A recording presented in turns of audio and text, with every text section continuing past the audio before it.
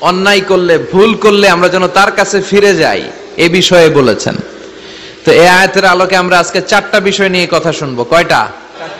আমরা তাওবা নিয়ে কথা শুনবো, আমরা ইস্তেগফার নিয়ে কথা শুনবো, আমরা আয-যিকির নিয়ে কথা শুনবো, আর সবশেষে আমরা দোয়া নিয়ে কথা শুনবো। ইনশাআল্লাহ পড়েন।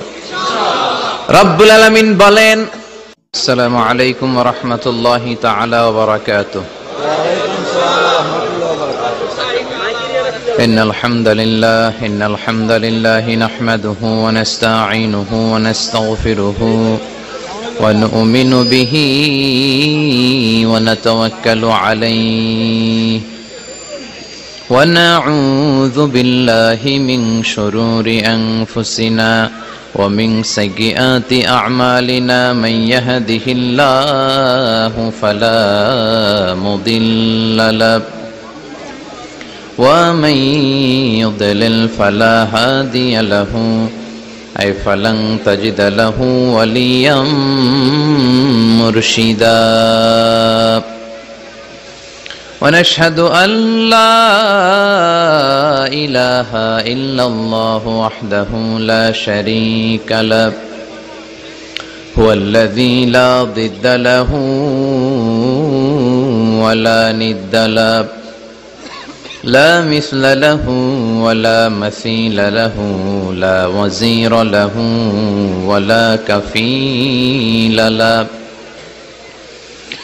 لا شبه له ولا شبيه له لا ولد له ولا والد له وهو الواحد الفرد الصمد لم يلد ولم يولد ولم يكن له كفوا أحد ونشهد أن سيدنا ونبينا وحبيبنا وبشيرنا ونذيرنا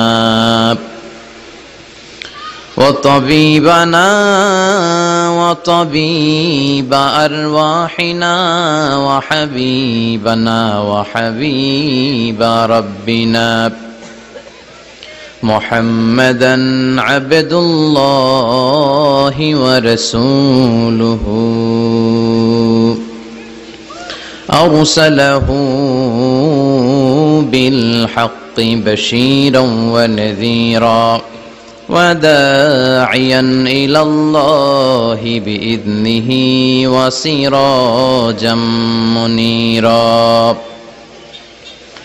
أما بعد فقد قال الله تعالى في كلامه المجيد وفي فرقانه الحميد أعوذ بالله من الشيطان الرجيم بسم الله الرحمن الرحيم يا أيها الذين آمنوا توبوا إلى الله توبة نصوحا إن الله وملائكته يصلون على النبي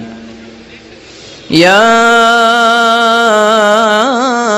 أيها الذين آمنوا صلوا عليه وسلموا تسليما اللهم صل على محمد وعلى آل محمد كما صليت على إبراهيم وعلى آل إبراهيم إنك حميد مجيد اللهم بارك على محمد وعلى آل محمد كما باركت على إبراهيم وعلى آل إبراهيم إنك حميد مجيد সকল প্রশংসার মালিক কে? আল্লাহ।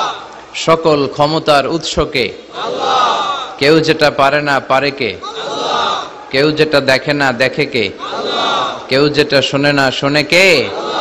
সে আল্লাহর জন্য আমরা পড়ছি আলহামদুলিল্লাহ।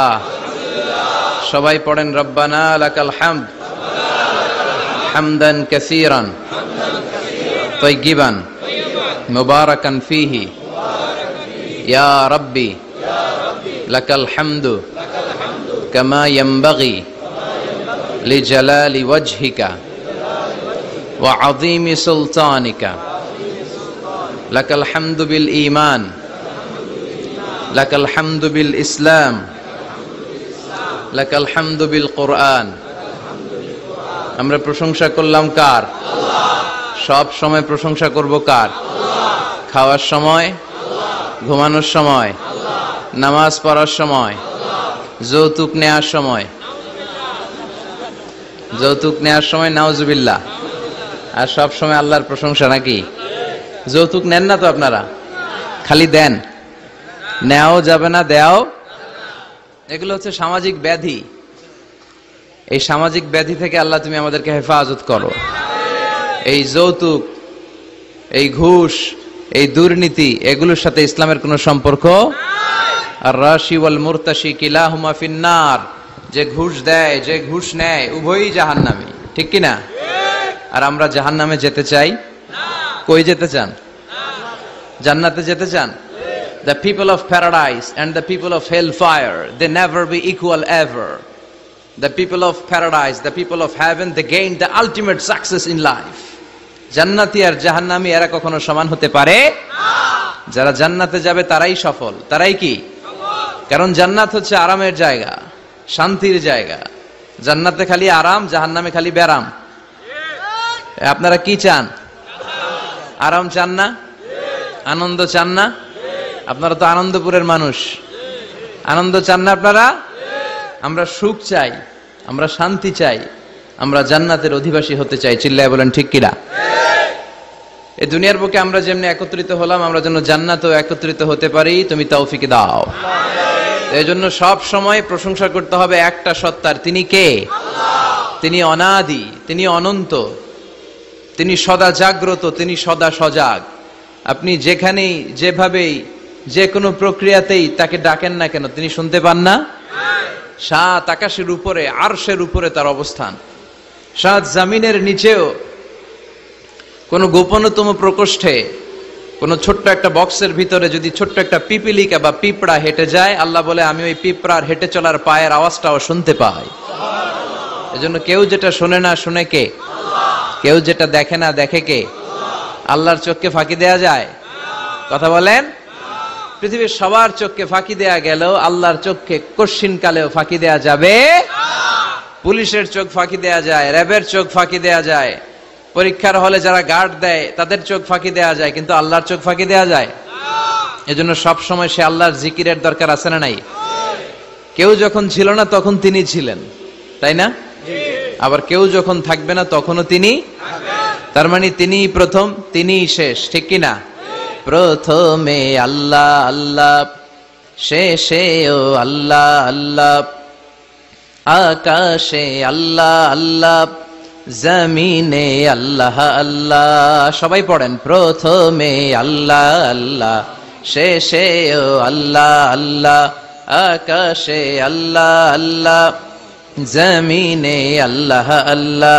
নিখিল জাহান গায়ে গুণগান তার নামে গায়, আমরাও গাহি তাআলা হামদে বারি তাআলা, হামদে বারি তাআলা, হামদে বারি তাআলা। সুবহানাল্লাহ পড়েন। কি এক আল্লাহ আমরা পাইছি। তিনিই প্রথম, তিনিই শেষ, তিনিই প্রকাশ্য, তিনিই গোপন। হুয়াল আউয়াল হুয়াল আখির ওয়াল যাহির ওয়াল বাতিন ওয়া হুয়া বিকুল্লি শাইইন আলিম। তিনি সূচনাহীন অতীত থেকে আছেন। সুবহানাল্লাহ পড়েন। তিনি শেষহীন, সীমাহীন ভবিষ্যৎ পর্যন্ত থাকবেন। সুবহানাল্লাহ পড়েন।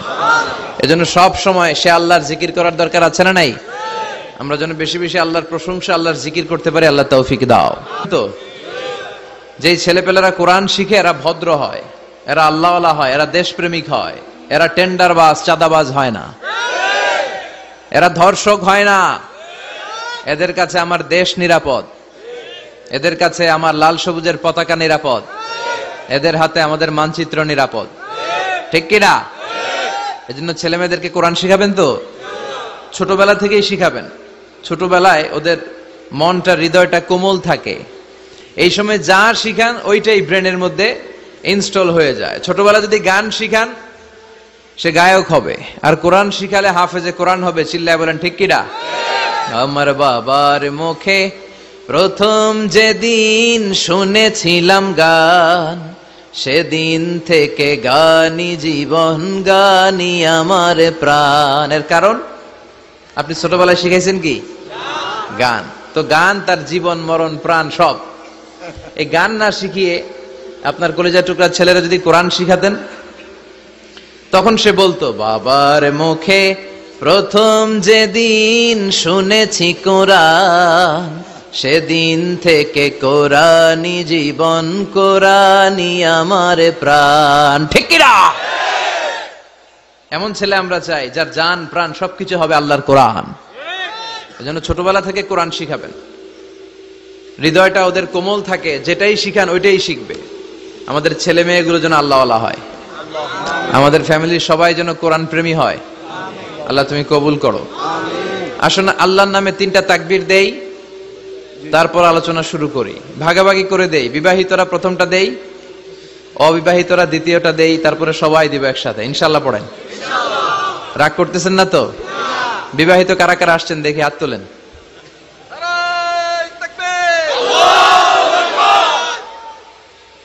আমি আপনাদের দলে আছি ইনশাআল্লাহ, হাত নামান। অবিবাহিত কারা কারা আসছে দেখি।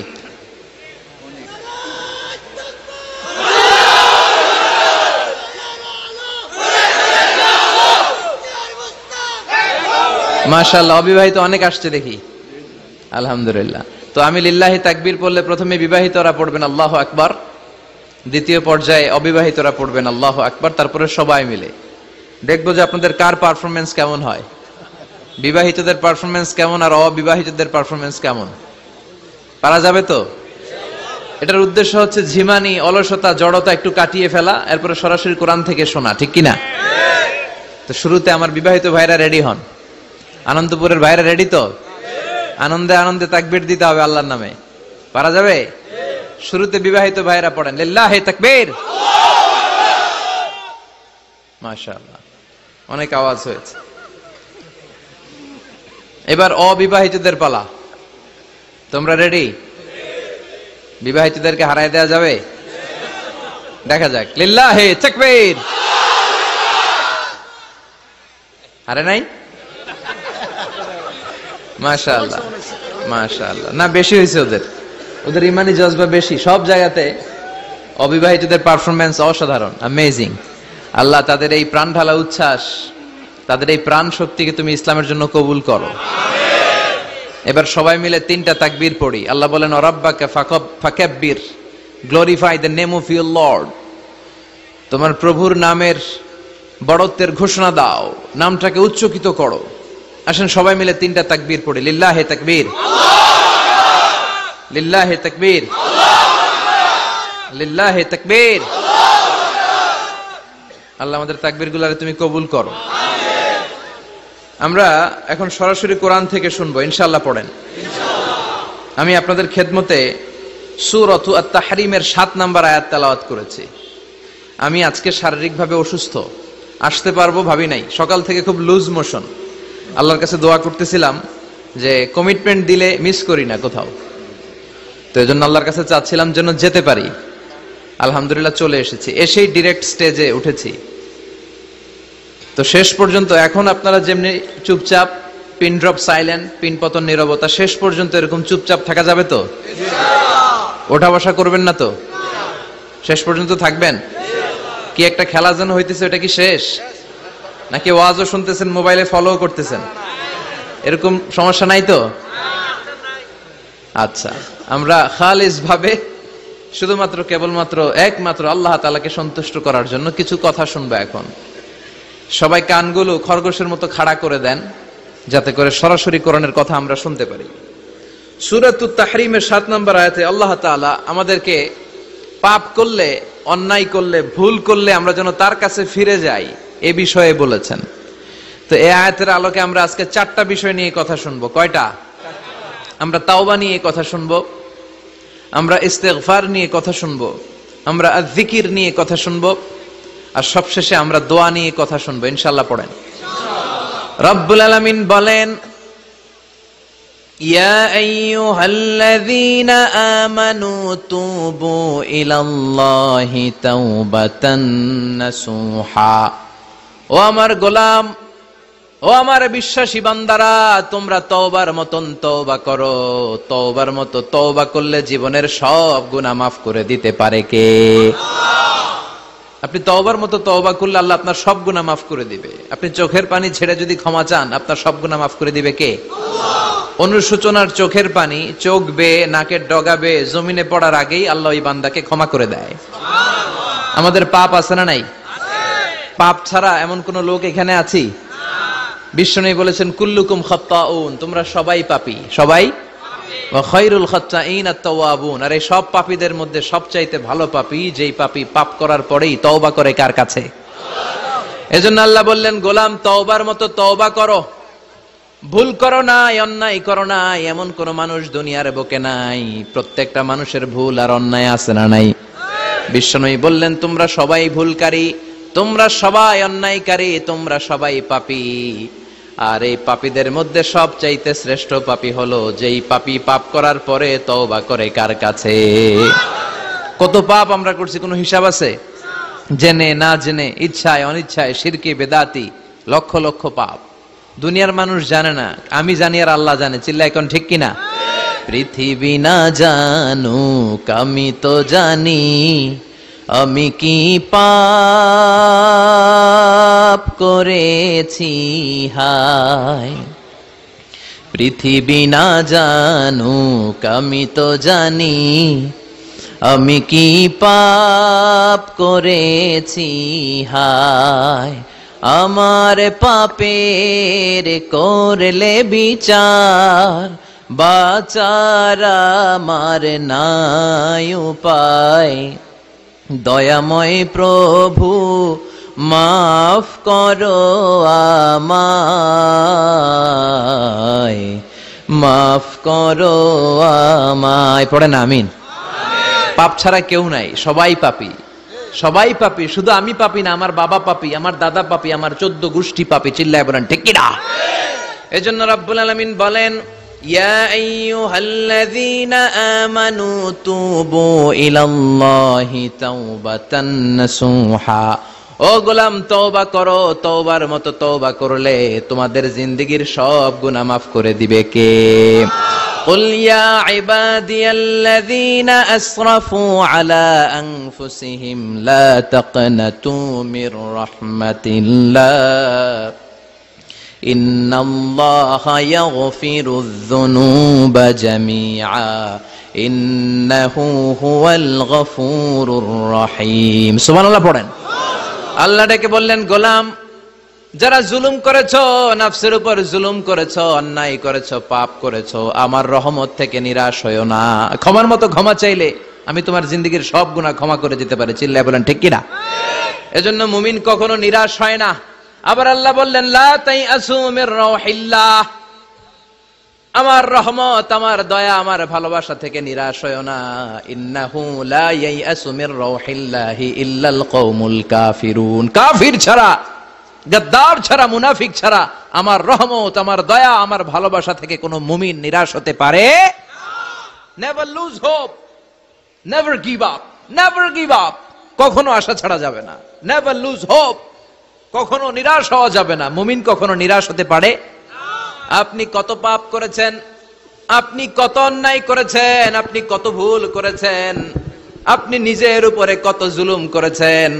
আপনার পাপ, অন্যায় আর গুনাহগুলো যদি হয় খালের পানির সমান, বিলের পানির সমান, জেনে রাখবেন আল্লাহর দয়া হলো সাগরের পানির সমান। আমাদের পাপ আর অন্যায় যদি হয় পাহাড়ের সমান, আল্লাহর দয়া আকাশের সমান। আমাদের পাপ আর অন্যায় যদি হয় আকাশের সমান, আল্লাহর দয়ার ভালোবাসা হলো তার আরশের সমান। ঠিক কিনা? কত পাপ আপনি করেছেন, চোখের পানি ছেড়ে জায়নামাজটা বিছিয়ে আল্লাহর কাছে ক্ষমা চান। চাওয়ার মতো চাইলে সব গুনাহ মাফ করে দিতে পারে কে? এজন্য রব্বুল আলামিন বলেন, গোলাম তওবা কর। তওবাকারীদেরকে পছন্দ করে কে? বিশ্বনবীর আগের গুনাহ মাফ, পরের গুনাহ মাফ। বিশ্বনবীর জীবনে কোনো গুনাহ নাই, তারপরেও বিশ্বনবী বলেন, ওয়াল্লাহি লা আস্তাগফিরুল্লাহ ওয়া আতুবু ইলাইহি ফিল ইয়াউমি আকসার মিন ৭০ মাররা। আমি প্রতিদিন আল্লাহর কাছে ৭০ বারেরও বেশি তওবা করি।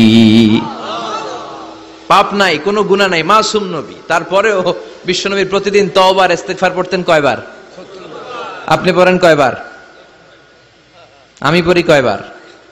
পাপহীন নবী, মাসুম নবী যদি ৭০ বারেরও বেশি তওবা করে, আমাদের করা দরকার কয়বার? কথা বলেন। এজন্য সাইয়েদনা আদম আলাইহিস সালাম ভুল করেছে, আমরাও ভুল করি। সাইয়েদনা আদম আলাইহিস সালামকে আল্লাহ ক্ষমা করে দিয়েছেন, আমাদেরকেও ক্ষমা করে দিবে কে? আল্লাহর দয়া, আল্লাহর ভালোবাসা, আল্লাহর করুণা যে কত বিশাল আমাদের কোনো ধারণাই নাই। আল্লাহ ভালোবাসাকে তৈরি করে ১০০ টুকরা করলেন। এক টুকরা ভালোবাসা পৃথিবীর সবার মাঝে ঢেলে দিলেন, আর ৯৯ টুকরা ভালোবাসা আল্লাহ তাআলা নিজের মধ্যে রেখে দিলেন। ওই এক টুকরা ভালোবাসার ছিটে ফোটা পেয়ে আমাদের মধ্যে ভালোবাসার ঠেলা কি দেখছেন? এক টুকরা না দিয়ে যদি আল্লাহ ২০ টুকরা দিত, যদি ৫০ টুকরা দিত, তাহলে প্রতিদিনই ১৪ই ফেব্রুয়ারি হয়ে যেত। কথা বলেন। আর কয়দিন বাকি? হ্যাঁ, ১৪ই ফেব্রুয়ারি বিশ্ব ভালোবাসা, বিশ্ব বেহায়া দিবস, বিশ্ব গজবের দিবস, অশ্লীলতার দিবস, ধর্ষণের দিবস, নারীদের সম্ভ্রম হারানোর দিবস। চিল্লায় বলেন ঠিক কিনা? এই দিন কোন মুমিন পালন করতে পারে? বাবা যারা এসেছেন, ছেলেদেরকে মেয়েদেরকে সাবধান করেন, ওই দিন যেন আপনার ছেলে মেয়ে ৫ ওয়াক্ত সালাত জামাতের সাথে পড়ে। ওই দিন যেন আল্লাহর কোরআন তেলাওয়াত করে আল্লাহর কাছ থেকে ক্ষমা চেয়ে নেয়। এই দিনগুলো আমাদের জন্য নয়, এগুলো পাশ্চাত্যের লোকেরা পালন করে, যাদের মধ্যে কোনো ভালোবাসা নাই, যাদের মধ্যে কোনো মায়া মহব্বত নাই, যাদের মধ্যে কোনো দরদ নাই। এই জন্য তারা বছরের একটা দিনকে ভালোবাসা দিবস হিসেবে পালন করে। আমাদের তো সব সময় ভালোবাসা। আমাদের সকালেও ভালোবাসা আছে না নাই? দুপুরে আছে না নাই? রাত্রিবেলা আছে না নাই? তাহাজ্জুদের জায়নামাজেও আমাদের ভালোবাসা আছে না নাই? রাসূল আমারে ভালোবাসা, রাসূল আমার আলো আশা, রাসূল আমার প্রেম বিরহের মূল আলোচনা, রাসূল আমার কাজে কর্মের অনুপ্রেরণা। সুবহানাল্লাহ পড়েন। আমাদের সব সময়ের ভালোবাসা। আমাদের ভালোবাসার জন্য দিবস পালন করতে হয় না, প্রতিটা মুহূর্ত আমাদের ভালোবাসা দিয়ে হৃদয়টাকে সমৃদ্ধ করে দিয়েছে কে? আল্লাহ। এজন্য আল্লাহ ডেকে বললেন, গোলাম ভালোবাসা তৈরির পরে আমি ১০০ টুকরা করলাম। এক টুকরা ভালোবাসা বিশ্বের সব মানুষের মধ্যে ঢেলে দিলাম। ৯৯ টুকরা ভালোবাসা আমি আল্লাহ নিজের মধ্যে রেখে দিলাম। দেখেন, এক টুকরা ভালোবাসা পেয়ে আমাদের মধ্যে কত ভালোবাসাবাসী। ভালোবাসার গান আছে না নাই? নাটক আছে না নাই? উপন্যাস আছে না নাই? ভালোবাসার ফিল্ম আছে না নাই? আহা, হাজবেন্ডের জন্য ওয়াইফের ভালোবাসা, বন্ধুর জন্য বন্ধুর ভালোবাসা, আবার গার্লফ্রেন্ডের জন্য বয়ফ্রেন্ডের ভালোবাসা আছে না নাই? আমরা কি এই ভালোবাসা করব? ভালোবাসা সব হবে বিয়ের পরে। চিল্লায় বলেন ঠিক কিনা? আপনি আপনার হাত স্ত্রীর হাতের সাথে মিলালে ২ হাতের সগীরা গুনাহ মাফ করে দেয় কে? আপনি আপনার নজরটা স্ত্রীর চেহারার দিকে ফেললে চোখের সগীরা গুনাহ মাফ করে দেয় কে? আবার বিশ্বনবী বললেন, শীতের রাতে এক কম্বলের নিচে যখন তোমরা শুয়ে থাকো, তখনও তোমাদের আমলনামাটা সওয়াব দিয়ে পূর্ণ করে দেয় কে? কি সুন্দর ইসলাম! What a balanced religion we have got from our lord. আল্লাহর কাছ থেকে কি ভারসাম্যপূর্ণ জীবন বিধান আমরা পেয়েছি। পরকিয়া করলে গুনাহ, আর স্ত্রীর সাথে ভালোবাসা প্রকাশ করলে সওয়াব আছে না নাই? আপনি ভালোবাসার কথা স্ত্রীকে বলবেন, স্ত্রীর প্রশংসা করবেন, তার সাথে খুনসুটি করবেন, সওয়াব আছে না নাই? কিন্তু ভাবির সাথে করলে গুনাহ আছে না নাই? শালীর সাথে করলে, কাজিনের সাথে করলে। আল্লাহ তুমি বুঝার তৌফিক দাও। ভালোবাসা তিনি ১০০ টুকরা করে সবার মধ্যে ঢেলে দিলেন, এক টুকরা নিজের মধ্যে রাখলেন ৯৯ টুকরা। এরপরেও কত ভালোবাসার উপমা গোটা বিশ্বব্যাপী। প্রাণীদের মধ্যে আল্লাহ ভালোবাসা দিলেন। দেখবেন, মুরগির বাচ্চা নিয়ে যখন মা মুরগিটা হাঁটে, ছোট বাচ্চাটা ধরা যায় না, ধরতে গেলেই লাফিয়ে কামড়াতে আসে, ঠিক কিনা? বাছুরের গায়ে হাত দেয়া যায় না, গাভী রেগে যায়। ছেলের জন্য ছেলেকে বাঁচাতে যে বাবা অ্যাক্সিডেন্ট করে মরে যায়, কলিজার টুকরা মেয়েটারে বাঁচানোর জন্য মা মরে যায়, আছে না নাই? আমি নিজে পেপার কাটিং এ পড়েছি, বন্যার পানিতে পানি খেতে খেতে মা শেষ। দুধের বাচ্চাটা মেয়েটারে বালতির মধ্যে ধরে মা মাথার উপরে তুলে ধরেছে, বন্যার পানি খেতে খেতে মা শেষ, বাচ্চা মরে নাই। তার মানে কলিজার টুকরা মেয়ের জন্য মা জীবন বিলিয়ে দিয়েছে। এক টুকরা ভালোবাসার ছিটে ফোঁটা তোমরা পেয়েছো। সাইয়েদনা আদম থেকে শুরু করে up to the day of judgement, কিয়ামত পর্যন্ত সবাই মিলে আমরা ভাগে যুগে কয় টুকরা? কথা বলেন। আর আল্লাহ নিজের কাছে রেখে দিয়েছেন কয় টুকরা? তাহলে ভালোবাসা আল্লাহর বেশি না কম? আল্লাহ তুমি দয়ার সাগর, রহমানুর রহিম, তোমার দয়ায় পূর্ণ আমার সারা নিশিদিন, তোমার দয়ায় পূর্ণ আমার সারা নিশিদিন। সুবহানাল্লাহ পড়েন। আল্লাহর যে এই অপার দয়া ভালোবাসা, এটার উপর আস্থা আছে তো? নাকি নিজের ঈমান আর আমলের উপর আস্থা রাখবেন? আমাদের আমল, আমাদের ইবাদত, আমাদের সালাত, যাকাত, এগুলো আমাদেরকে জান্নাতে নিতে পারবে?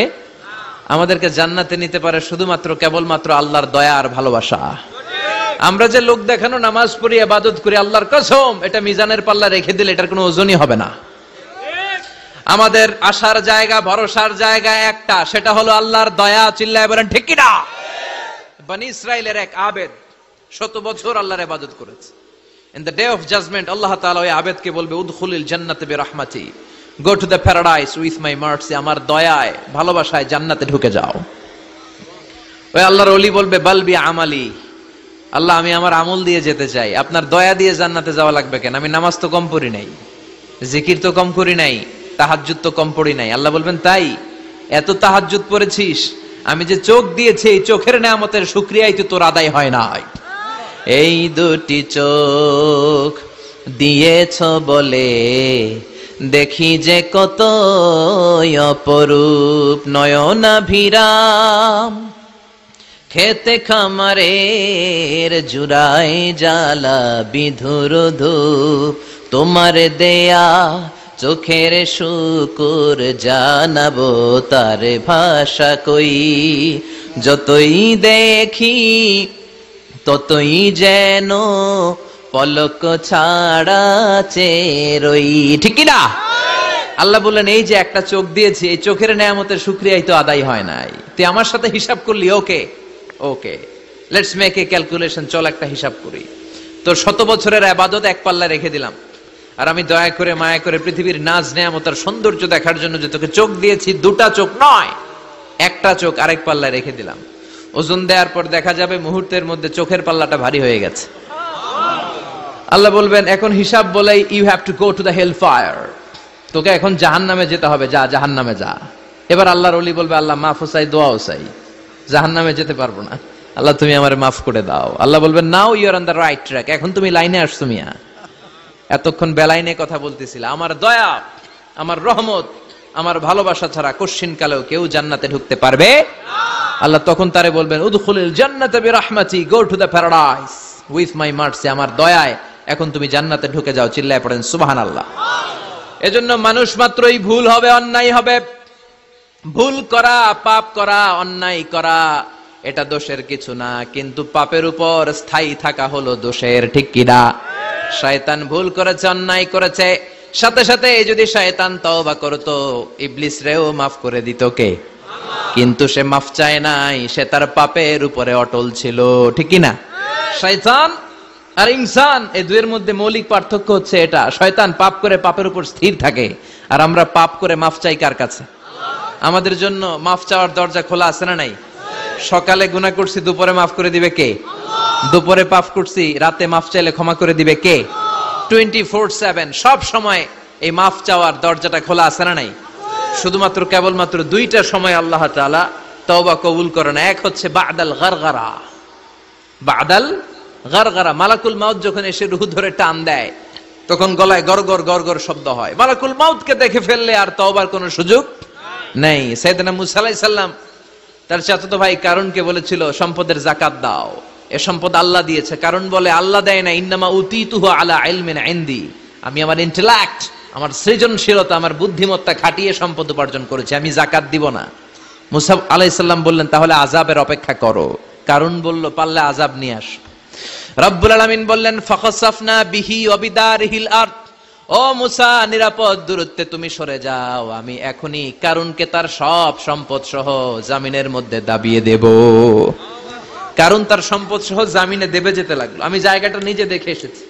মিশরের রাজধানী কায়রো থেকে 120 কিলো দূরে ফাইউম নামে একটা জেলা আছে, ওই জেলায় বাহাইরা কারুন, কারুনের সব সম্পত্তি আল্লাহ জামিনে দাবিয়ে দিয়েছে।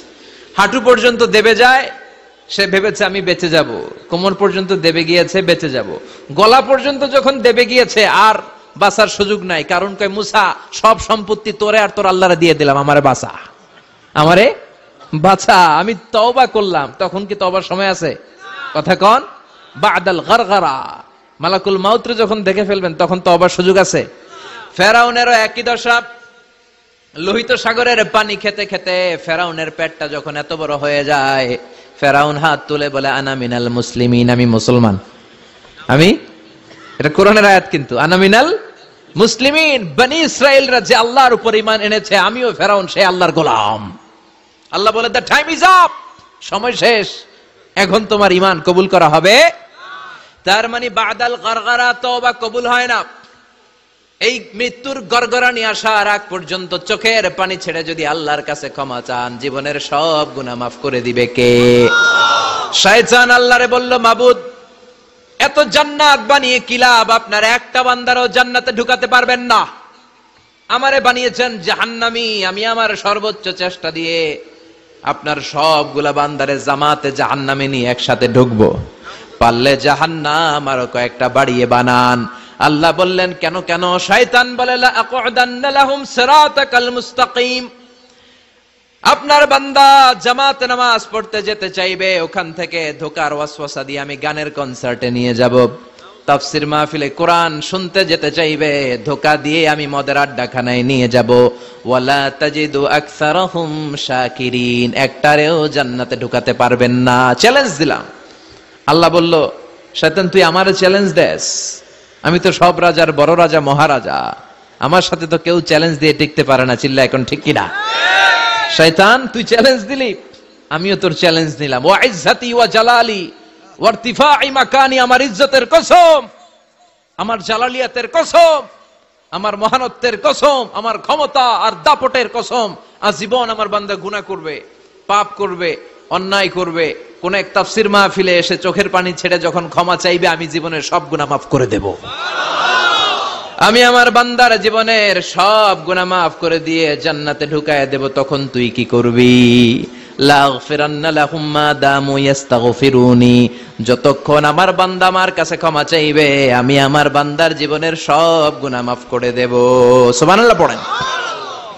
এজন্য রাব্বুল আলামিন বলেন ইয়া আইয়ুহাল্লাযীনা আমানু তুবু ইলাল্লাহি তাওবাতান নাসুহা, তওবার মতো তওবা করো। তওবার মতো তওবা করলে যত বড় অন্যায় হোক, পাপ হোক, গুনাহ হোক, সব গুনাহ মাফ করে দিতে পারে কে? সাইয়েদনা আদম আলাইহিস সালাম ভুল করলেন, শত শত বছর কাঁদলেন। আল্লাহ বললেন ও আদম কিছু বাক্য তোমারে শিখিয়ে দে, এই বাক্য দিয়ে তুমি আমার কাছে তওবা করো, তোমার তওবা কবুল করে নেব। সাইয়েদনা আদম বললেন রব্বানা, পড়েন রব্বানা যালামনা আনফুসানা ওয়া ইল্লাম তাগফির লানা ওয়া তারহামনা লানাকুনান্না মিনাল খাসিরিন। ও আল্লাহ আমি জুলুম করেছি নফসের উপর, ভুল করেছি, অন্যায় করেছি, অপরাধ করেছি, আপনি যদি ক্ষমা না করেন আমি শেষ হয়ে যাব। লানাকুনান্না মিনাল খাসিরিন, আমি ক্ষতিগ্রস্তদের মধ্যে শামিল হয়ে যাব। ঠিক কি না? এই আয়াত দিয়ে, এই দোয়া দিয়ে যখন সাইয়েদনা আদম তাওবা করলেন, মুহূর্তেই তাওবা কবুল করে নিয়েছে কে? আল্লাহ। আমরাও যদি পাপ করি, অন্যায় করি, আমাদেরও পাপগুলো মোচন করার একজন আছে না নাই? তিনি গাফিরিয যামব কাবিলিত তাওব, ওনার কাজই হচ্ছে গুনাহ মাফ করা। শয়তানের কাজ ওয়াসওয়াসা দেওয়া, আমাদের কাজ পাপ করা, ওনার কাজ মাফ করা। আল্লাহ ডেকে বলে গোলাম তোরা যদি পাপ না করতি, আর বারবার মাফ না চাইতি, তাহলে তোদেরকে ধ্বংস করে দিয়ে জমিনের বুকে এমন একটা জাতি আমি বানাতাম যারা পাপ করতো আর মাফ চাইতো আর আমি মাফ করতাম। সুবহানাল্লাহ পড়েন। মাফ করতে আল্লাহর বড্ড ভাল লাগে, চোখের পানি দেখতে আল্লাহর বড্ড ভাল লাগে, কায়মনো বাক্যে কেউ দোয়া করছে এই দৃশ্য দেখতে আল্লাহর ভালো লাগে, চিল্লায় বলেন সুবহানাল্লাহ। এজন্য পাপ আমাদের যত বড় হোক আমাদের জন্য মাফ আছে না নাই? দুইটা সময়ে তাওবা কবুল হয় না। এক নাম্বার হলো বাদাল গারগারা, মালাকুল মাউতকে দেখে ফেলেছেন, রূহ ধরে টান দিবে, তখন তাওবা করলে কবুল হবে। আরেকটা হচ্ছে বাদা তুলুই শামসি মিন মাগরিবিহা, কিয়ামতের আগ দিয়ে সূর্য আর পূর্ব দিক থেকে উদিত হবে না, এটা পশ্চিম দিক থেকে উদিত হবে, তখন তওবা করলে কবুল হবে। তখন তওবার দরজাকে বন্ধ করে দিয়েছে কে? এজন্য আমরা যে কোনো পাপই করি না কেন, পাপ হয়েই যেতে পারে, আশা হারানোর কারণ নাই। Never lose hope, never give up. মুমিন কখনো আশা হারায় না, মুমিন কখনো নিরাশ হয় না। মুমিনের আশা ভরসা একটা সত্তার উপরে, চিৎকার করে বলতে হবে তিনি কে? আল্লাহ। এজন্য পাপ হওয়ার সাথে সাথে আমরা তওবা করব কার কাছে? বিশ্বনবী বললেন কিছু কিছু কাজ আছে এগুলো হয়ে যাওয়ার পরে দেরি করা যায় না। এক নম্বরে নামাজের ওয়াক্ত হলে দেরি করা যায় না, ঠিক কিনা? সালাত কায়েম করো, সালাত কায়েম করো, হবে সম্মানী তুমি, হবে জান্নাতি তুমি, হবে সম্মানী তুমি, হবে জান্নাতি তুমি, দিবে কাল হাসরে শীতল ছায়া আরশে আজিম, রব্বিয়াল আলা রব্বিয়াল আযীম, রব্বিয়াল আলা রব্বিয়াল আযীম। সুবহানাল্লাহ পড়েন। নামাজের সময় হওয়া মাত্র দেরি নাই। তাজহিজুল মাইয়িত, মারা গেলে লাশ রেখে দেয়া যায় না, তাড়াতাড়ি দাফন করে দাও। নামাজের সময় হলে নামাজ পড়ো, দেরি করো না। মানুষ মারা গেলে দাফন করতে দেরি করো না। বান্দা যদি পাপ করে ফেলে তওবা করতে দেরি করো। এজন্য পাপ করার সাথে সাথে তওবা করার দরকার আছে না নাই? এখন তওবা যে করব কোন সিস্টেমে করব? কোন সিস্টেমে? ভুল হওয়া মাত্রই আপনি অনুতপ্ত হয়ে চোখের পানি ছেড়ে আল্লাহর কাছে মাফ চান, আল্লাহর কাছে ক্ষমা চান, এটার নামই তওবা। আমাদের দেশে হুজুর আইনা তওবা পড়ায়, আছে না নাই? আনন্দপুরে এগুলা নাই, আছে না? কয় ইমাম সাহেবরে নিয়ে আয়, খতিব সাহেবরে নিয়ে আয়, হাফেজ সাহেব হুজুরের নিয়ে আয়, তওবা পড়া। না, তওবা পড়ানো লাগে না, আপনার নিজের তওবা আপনি নিজেই পড়বেন। আপনি অনুতপ্ত হয়ে চোখের পানি ছেড়ে আপনার আল্লাহরে ডাক দেন, ডাক দেয়া মাত্র তিনি সাড়া দিবে, চিল্লায় বলেন ঠিক কি না? উলামায়ে কেরামরা তওবার 5টা শর্ত আরোপ করেছে। এই 5টা শর্তের আলোকে যদি তওবা করেন মুহূর্তের মধ্যেই তওবা কবুল করে নেবে কে? আল্লাহ। এক নাম্বার শর্ত হচ্ছে আল ইকরা, acknowledgement. You have to acknowledge that you are the great sinner in the world. এই পৃথিবীর সবচেয়ে বড় পাপী। 5টা শর্তের এক নাম্বার হচ্ছে আপনি স্বীকার জান, আল্লাহ আমার চেয়ে বড় পাপী আকাশের নিচে জমিনের উপরে দ্বিতীয়টা নাই। এমন কোন পাপ নাই যে আমি করি নাই। আমার চেয়ে নাদান, আমার চেয়ে পিশাচ, আমার চেয়ে বড় পাপী দ্বিতীয়টা কেউ।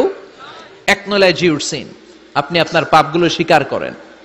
নাম্বার 1। নাম্বার 2, আন-নাদাম, repentance. You have to be repentant for what you have committed from sins. যে পাপ করেছেন এই পাপের জন্য আপনি লজ্জিত হন। আপনি নিজেকে আল্লাহর কাছে ছোট করে পেশ করেন, আল্লাহরে ডেকে বলেন আল্লাহ আমি আপনার গোলাম, গোলামের ঘরের গোলাম, বান্দির ঘরের গোলাম, আমারে মাফ করে দেন, আমি লজ্জিত, আমি অনুতপ্ত। তাহলে 1 নম্বর শর্ত আপনি ঘোষণা দেন যে আপনি পাপ করেছেন। 2 নম্বর শর্ত আপনাকে অনুতপ্ত হতে হবে যে আল্লাহ আমি পাপ করে ফেলেছি। 3 number, you have to stop what you have committed. যে পাপ আপনি শুরু করেছেন এটা বন্ধ করে দেন। আপনি সুদের জন্য সুদ খাইছেন, আল্লাহর কাছে তওবা করলেন, আবার সুদ খাওয়া চালিয়েও যাচ্ছেন, এই তওবা কবুল হবে? সুদ খাওয়া আগে বন্ধ করেন। আপনি ঘুষ খেয়েছেন, এই ঘুষ খাওয়ার কারণে আপনি আল্লাহর কাছে তওবা করলেন কিন্তু ঘুষ খেয়েই যাচ্ছেন, এই তওবা কবুল হবে? 3 নাম্বার হচ্ছে you have to stop what you have committed. আপনি যেই পাপ করেছেন এটাকে বন্ধ করেন। 4 নাম্বার শর্ত, you have to hate what you have committed. আপনি যেই পাপটা করেছেন এটাকে মন থেকে ঘৃণা করেন, ওইটারে মন থেকে ঘৃণা করতে হবে। 5 নাম্বার শর্ত হচ্ছে you have to determine that you never repeat this sin again. আল্লাহর কাছে ওয়াদা দেন, কমিটমেন্ট দেন যে আল্লাহ পারতপক্ষে আমার জীবনে আর এই কাজটা করব। এই 5টা শর্তের আলোকে তওবা করলে কবুল করবে কে? আল্লাহ। 1 নম্বরে স্বীকার জান আল্লাহ আমি পাপী। 2 নম্বরে অনুতপ্ত হন। 3 নম্বরে পাপ কাজটা বন্ধ করে দেন। 4 নম্বরে ওই পাপ কাজটাকে মন থেকে ঘৃণা করেন। 5 নম্বরে আল্লাহর কাছে ওয়াদা দেন আর জীবনেও এই পাপ করব না। এই 5টা শর্তের আলোকে যদি তওবা করেন আপনার তওবা কবুল করে নিবে কে? এজন্য যত পাপ যত অন্যায় আমরা করি না কেন আমাদের এই পাপগুলো অন্যায়গুলো ক্ষমা করার একজন আছে না নাই? তিনি কে? এজন্য সব সময় তওবা করতে রাজি আছেন তো? প্রতিদিন শত শতবার তওবা করতে রাজি আছেন? প্রতিদিন শত শতবার ইস্তেগফার পড়তে রাজি আছেন? বিশ্বনবী প্রতিদিন 70 বারেরও বেশি ইস্তেগফার পড়তেন। শুধু টয়লেটে যে মুহূর্তে থাকতেন ওই মুহূর্তে পড়তেন না, টয়লেটে ঢোকার মুহূর্তে বিশ্বনবী ইস্তেগফার পড়তে পারতেন না, তাই টয়লেট থেকে বেরোয়েই তিনি ইস্তেগফার পড়তেন। তিনি পড়তেন গফরানাক। কি পড়তেন? গফরানাক মানে হলো আস্তাগফিরুল্লাহ। গফরানাক মানে কি?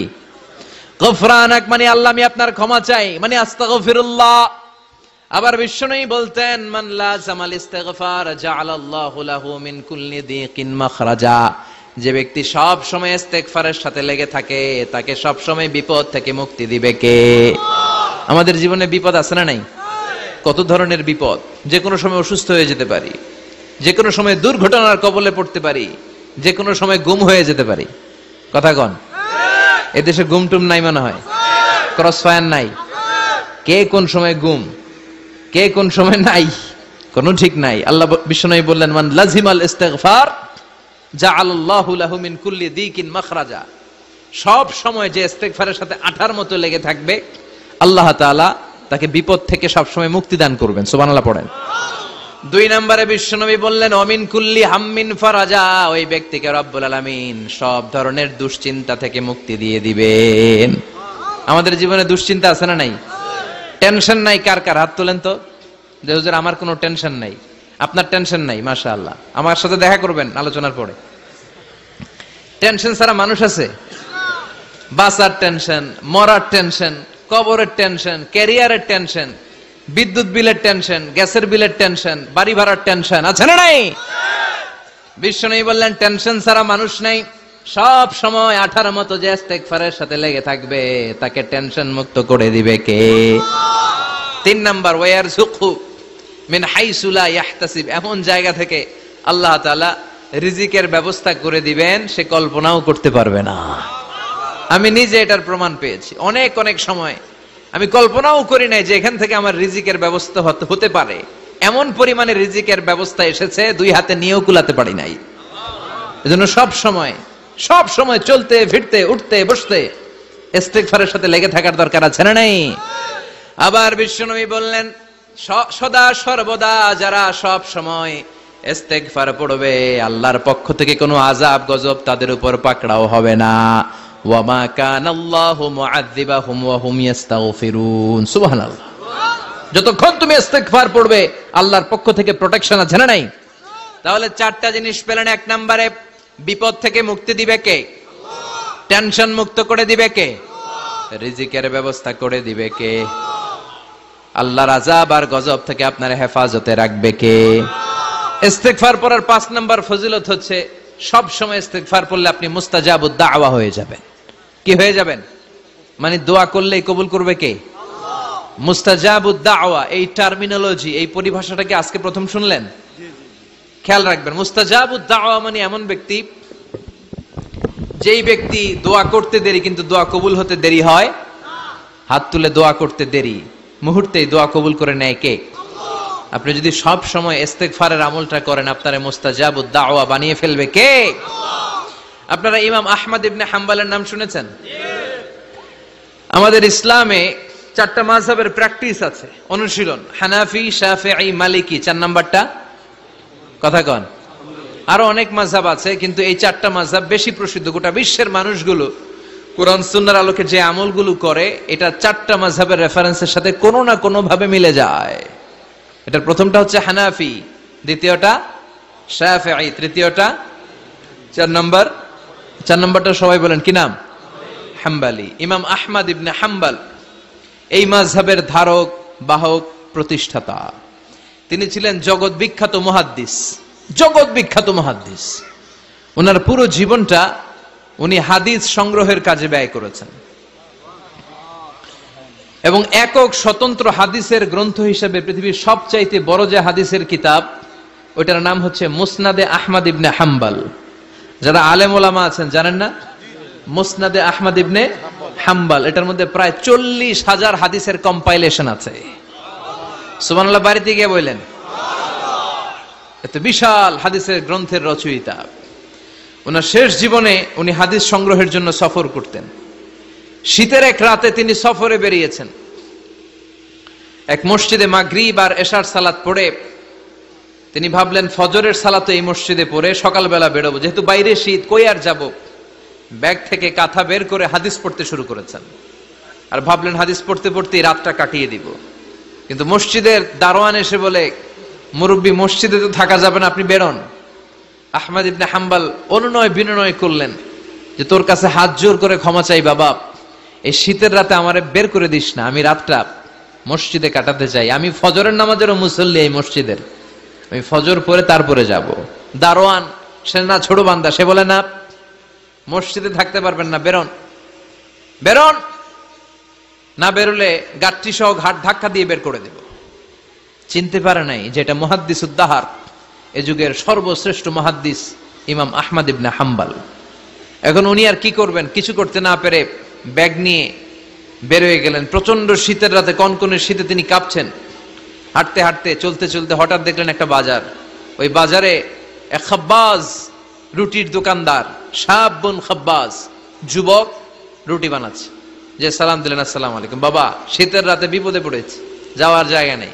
তোমার যে চুলাতে তুমি রুটি বানাও, এই চুলার পাশে বসে যদি সারা রাত আমি কাটিয়ে দেই আর চুলা থেকে আগুন পোয়াই, তোমার কি কোনো ক্ষতি হবে? যুবক বলেন, না না, কোনো ক্ষতি হবে না। আহলান ওয়া সাহলান, আমার হাবান বিক, খোশ আমদেদ, এটা তো খুশ নসিব আমার, আপনি আগুন পোহালে আমার সমস্যা কি, আসেন। ইমাম আহমদ ইবনে হাম্বল যুবককে শুকরিয়া জানিয়ে, আল্লাহর শুকরিয়া করে চুলার পাশে বসে আবার হাদিস পড়তে লাগলেন।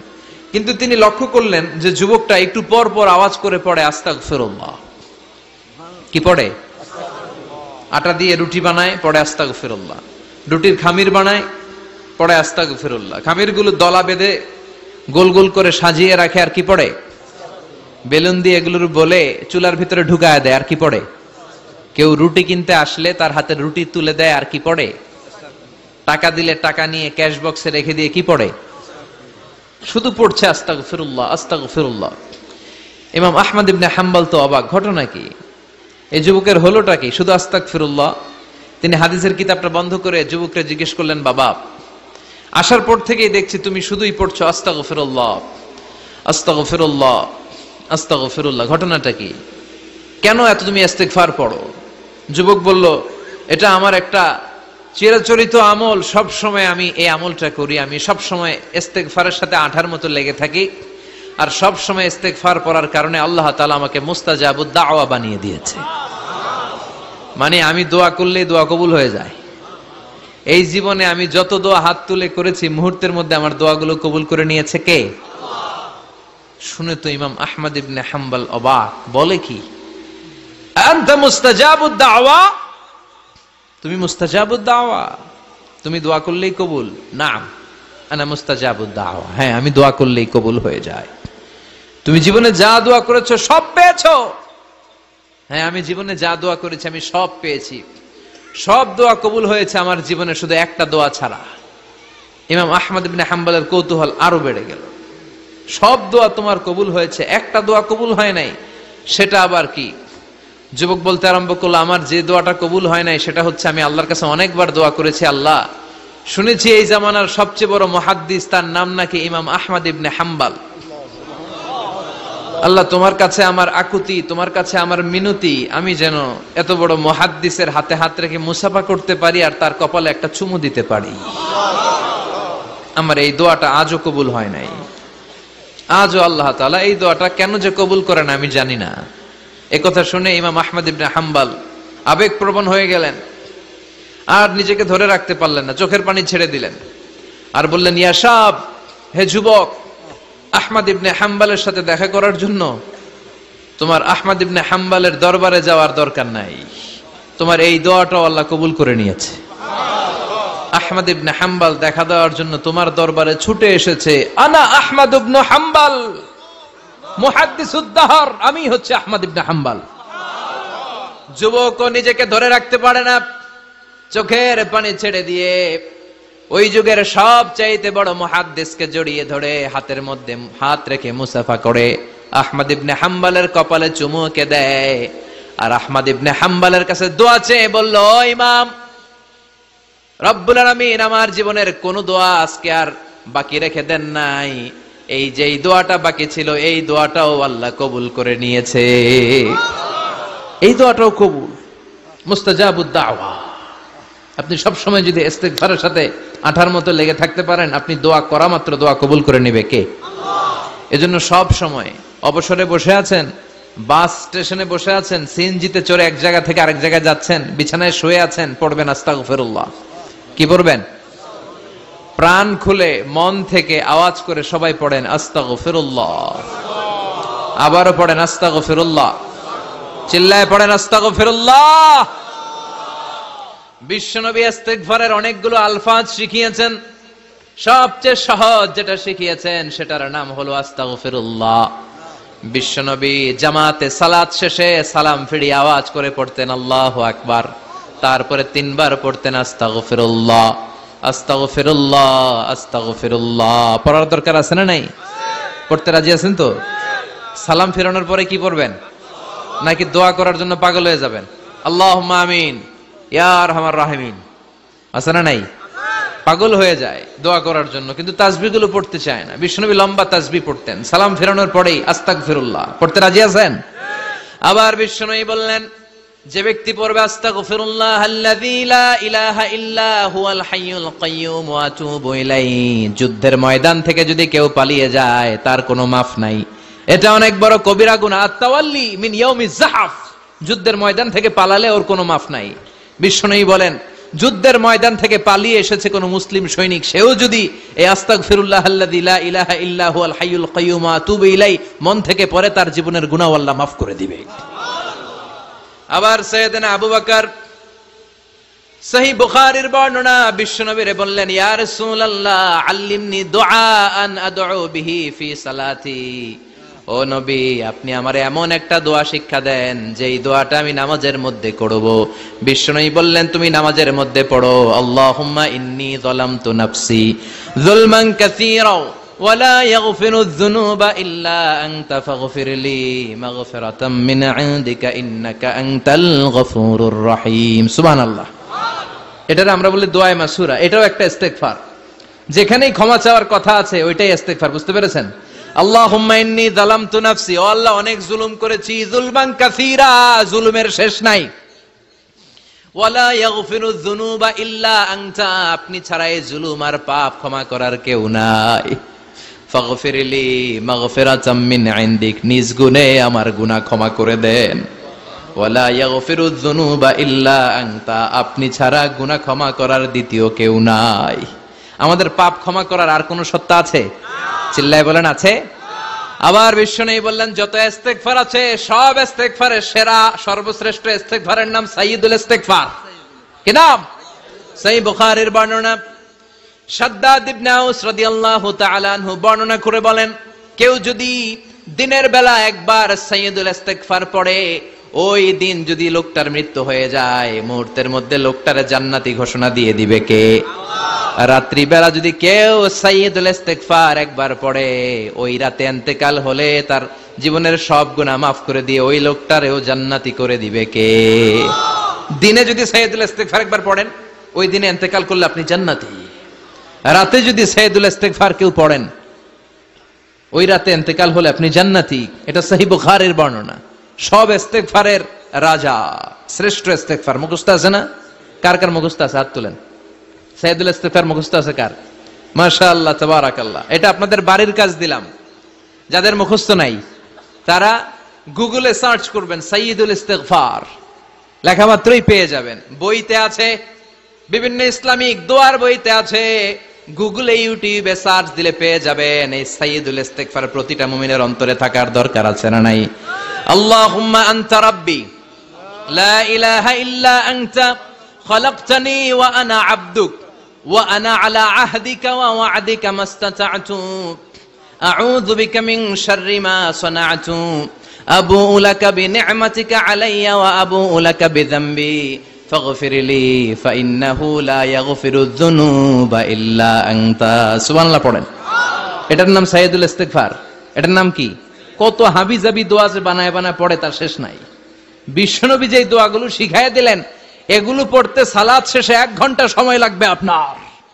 1 ঘন্টার আগে মুসল্লা থেকে ওঠার কোনো সুযোগ নাই। চিল্লায় বলেন ঠিক কিনা?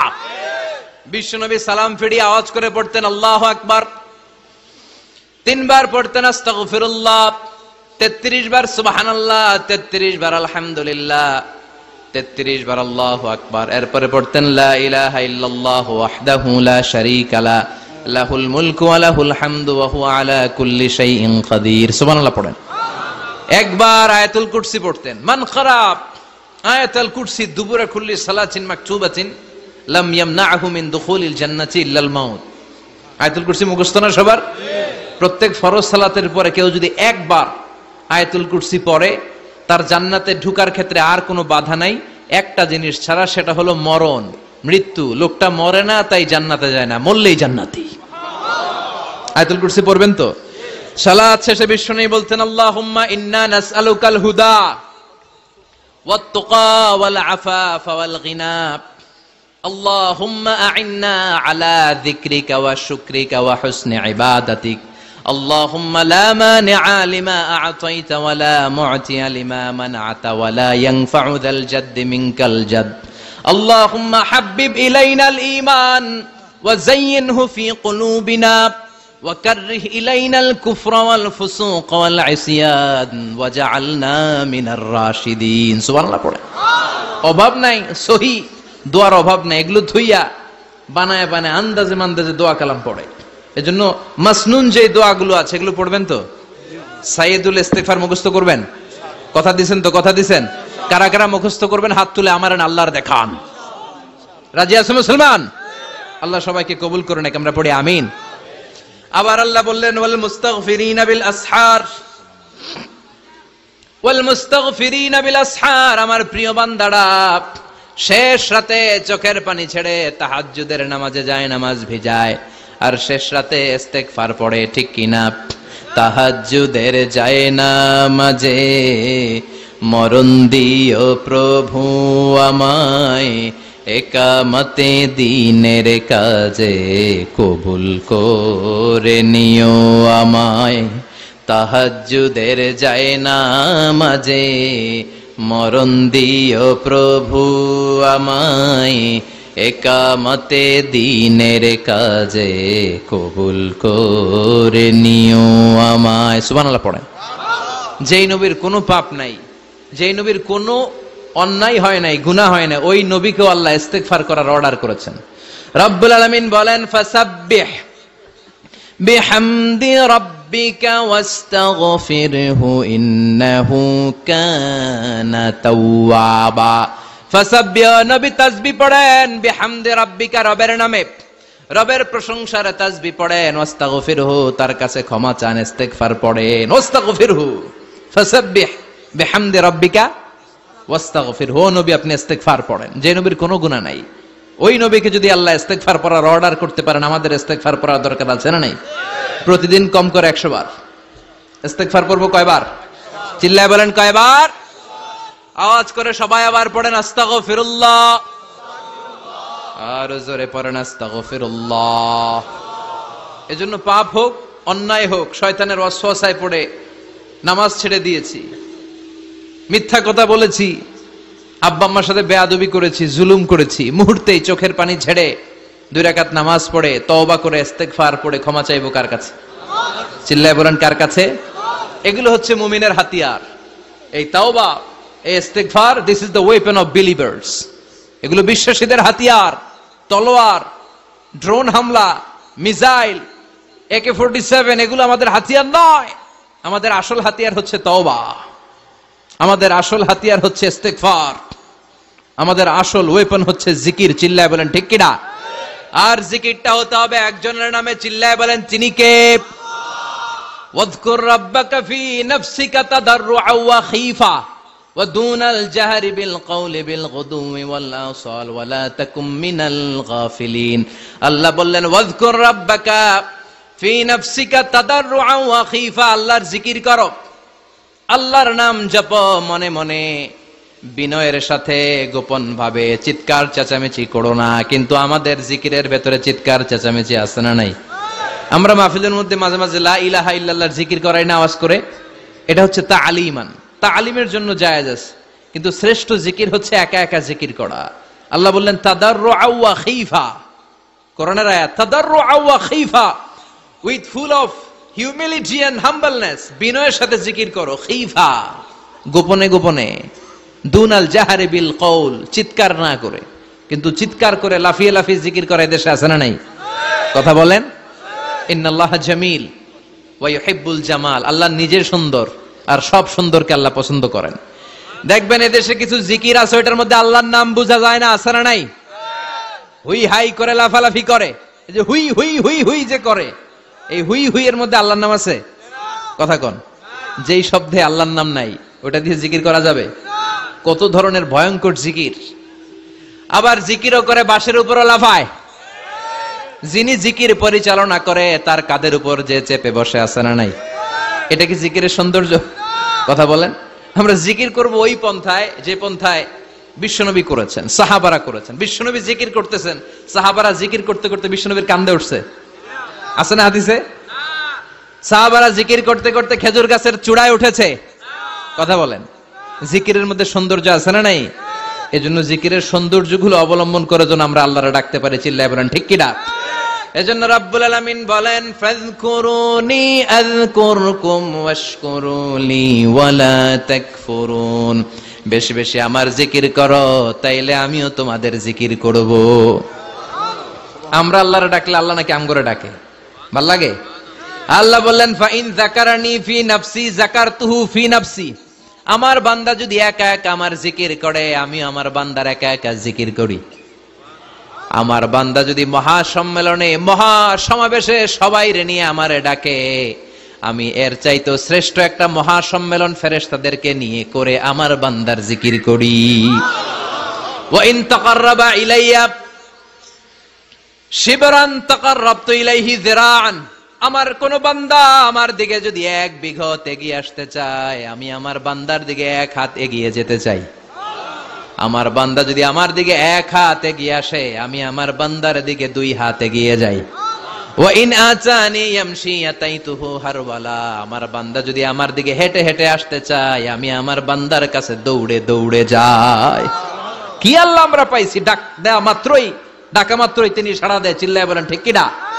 এজন্য সব সময় আল্লাহর জিকির দিয়ে হৃদয়টারে সিক্ত রাখার দরকার আছে না নাই?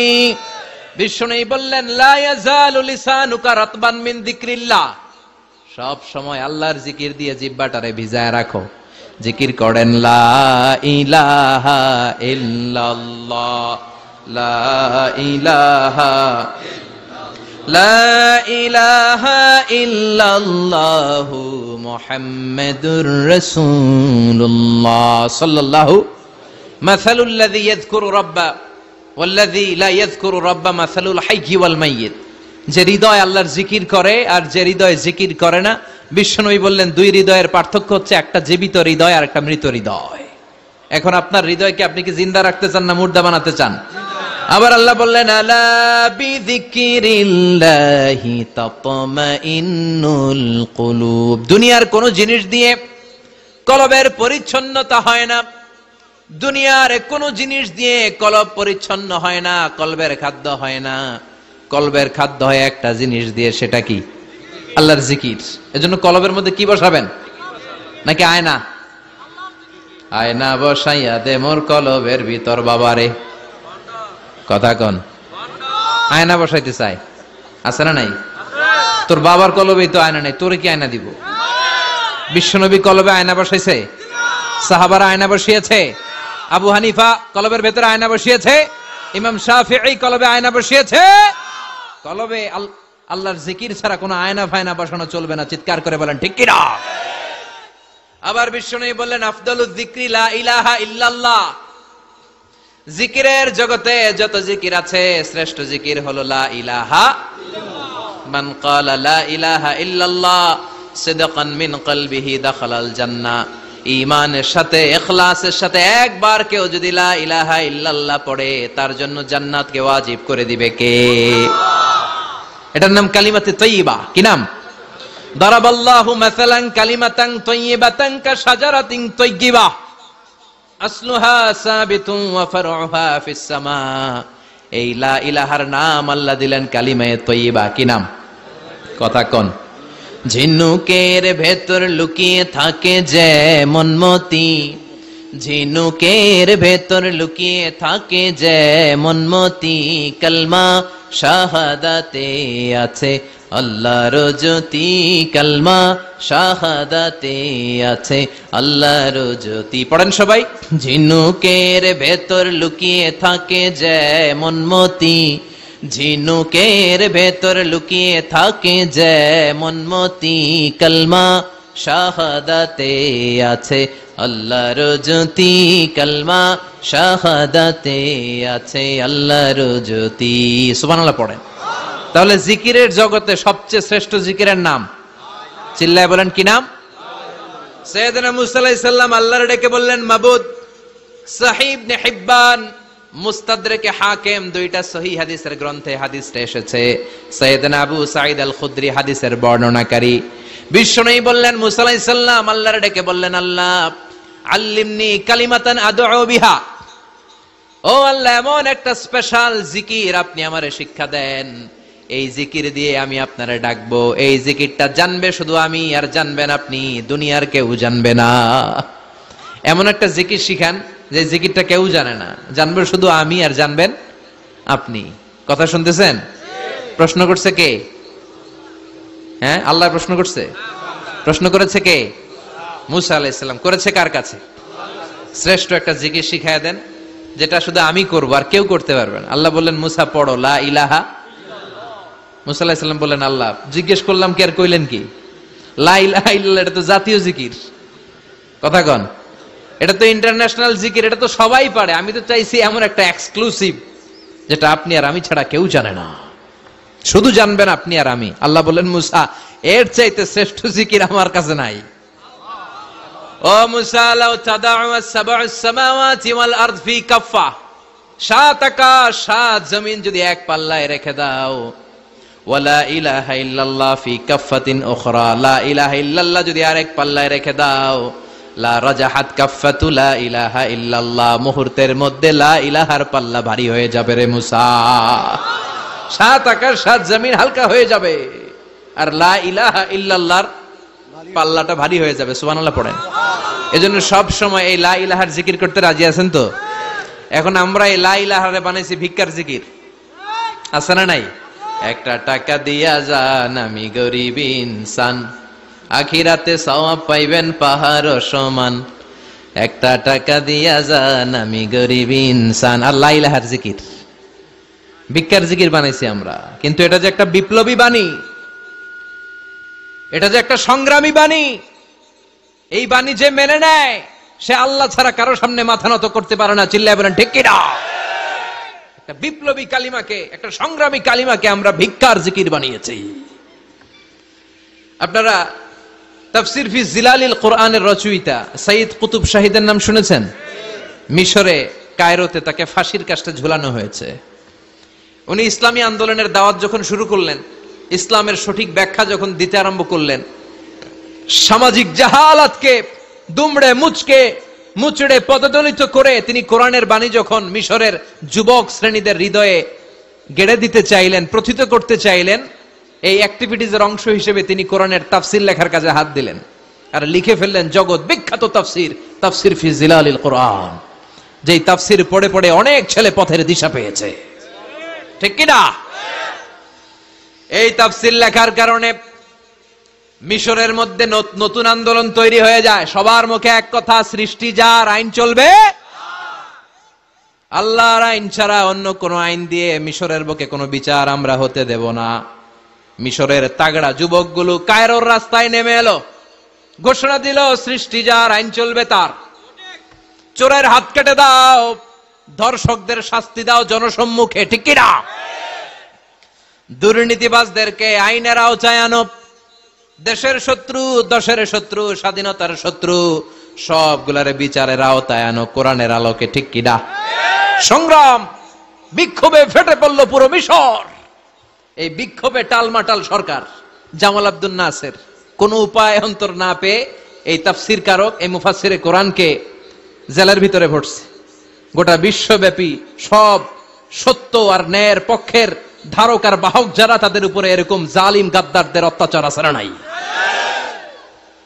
তাকে ফাঁসির কাস্টে ঝুলানো হবে। আদালত থেকে রায় দেয়া হয়েছে, মিশরের যুবকদেরকে এরকম আন্দোলনে ঠেলে দেওয়ার কারণে ডেথ পেনাল্টি, ফাঁসির রায় হলো। সৈয়দ কুতুব শহীদের ফাঁসির দিন ঘনিয়ে আসলো। কারা কর্তৃপক্ষের নিয়ম অনুযায়ী যাদেরকে হ্যাঙ্গিং করা হয়, ফাঁসি দেয়া হয়, ফাঁসির ঘন্টাখানিক আগে ওই জেলখানার ইমাম সাহেব এসে তাদেরকে কালিমা পড়ায়। কি পড়ায়? আফদালুয যিকরি লা ইলাহা, এই যে শ্রেষ্ঠ জিকির, এই শ্রেষ্ঠ জিকিরটা এসে পড়ায়। সৈয়দ কুতুব শহীদের ফাঁসির কাস্টে দাঁড়ানোর 1 ঘন্টা বাকি। কয় ঘন্টা? In the meantime jail কোডের নিয়ম অনুযায়ী জেলখানার ইমাম সাহেব চলে এসেছে। এসে বললেন, সৈয়দ কুতুব শহীদ, আমি আপনারে কালিমা পড়াতে এসেছি, পড়েন লা ইলাহা ইল্লাল্লাহ। সৈয়দ কুতুব শহীদ বললেন, তুই আমারে কালিমা শিখাইস না, তোর কাছ থেকে আমার কালিমা শিখতে হবে না। এই কালেমা আমি খুব ভালো করে জানি, যে এই কালেমার তালিম দেওয়ার জন্য সরকার তোরে বেতন দিয়ে রাখে, ওই কালিমার ব্যাখ্যা করার কারণে আজকে আমার ফাঁসির মঞ্চে দাঁড়ানো লাগতেছে। চিল্লা এখন, ঠিক কিনা?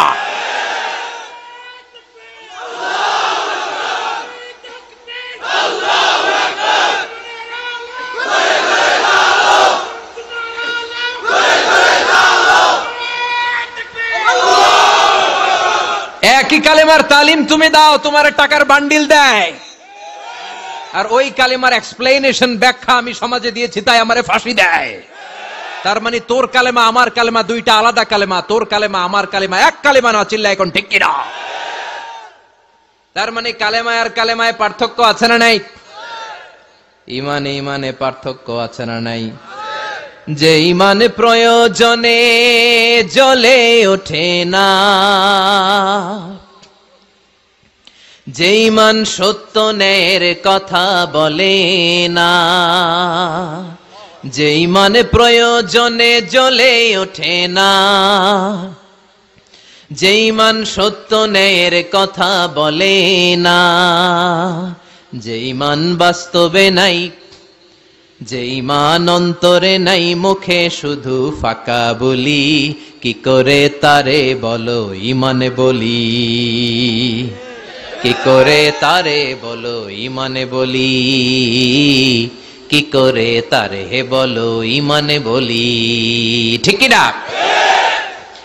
যে ইমান দিন কায়েমের আন্দোলনের ধার ধারে না, যে ইমান লেবাসধারী কোরআন হাদিস তাও পড়ে না, যে ইমান খাজার নামে মাজার গড়ে ফুলুস কামায়, যে ইমান শিরকিয়াতের আমল করে ভীত না হয়, যে ইমান ইমানে ভুলে নাস্তিকতার মঞ্চে ওঠে, যে ইমান বাতিল মতের দোসর হয়ে ফায়দা লুটে, যে ইমান শুধুই কেবল খায় দায় আনন্দ করে, যে ইমান দেখে না যে আরাকানে ভাইরা মরে, যে ইমান বাস্তবে নাই, যে ইমানে ময়দানে নাই, মুখে শুধু ফাঁকা বলি, কি করে তারে বলো ইমানে বলি, কি করে তারে বলো ইমানে বলি, কি করে তারে বলো ইমানে বলি। চিল্লায় বলেন, ঠিক কিনা? ইমানে ইমানে পার্থক্য আছে না নাই? কালেমায় কালেমায় পার্থক্য আছে না নাই? এটা হচ্ছে শ্রেষ্ঠ কালিমা, এটা বিপ্লবী কালেমা, এটা সংগ্রামী কালেমা। এই কালেমার পক্ষে যারা, তারা সত্য আর ন্যায়ের পক্ষে। চিল্লায় বলেন, ঠিক কিনা? এই কালেমাকে যারা মেনে নিয়েছে, তারা এক আল্লাহর কাছে মাথা নত করেছে, পৃথিবীর কারো কাছে তারা মাথা নত করে না। এই কালেমার পক্ষে যারা, তাদের স্বপ্ন যে কালেমার পতাকা এই দেশে উড়বে। চিল্লায় বলেন, ঠিক কিনা? কোন একদিন এ দেশের আকাশে কালিমার পতাকা উড়বে, সেদিন সবাই খোদাই বিধান পে দুঃখ বেদনা ভুলবে। কোনো একদিন এ দেশের আকাশে কালিমার পতাকা উড়বে, সেদিন সবাই খোদাই বিধান পে দুঃখ বেদনা ভুলবে। চিৎকার করে বলেন ঠিক কি না? এই স্বপ্ন প্রতিটা মুমিনের অন্তরে থাকার দরকার আছে না নাই? ইসলাম বিজয়ী শক্তির মসনদে বসুক, এটা যে সহ্য করতে পারে না, অন্তর থেকে যে এটা চায় না, ও মুমিন নয়, ও মুনাফিক। চিল্লায় বলেন ঠিক কি না? এজন্য বিশ্বনবী বললেন আফদালুজ যিকরি লা ইলাহা ইল্লাল্লাহ। জিকিরের জগতে সব চাইতে শ্রেষ্ঠ জিকির হলো লা ইলাহা ইল্লাল্লাহ। এজন্য সব সময় এই চমৎকার শ্রেষ্ঠতম জিকিরটা দিয়ে জিহ্বাটারে ভিজায় রাখার দরকার আছে না নাই?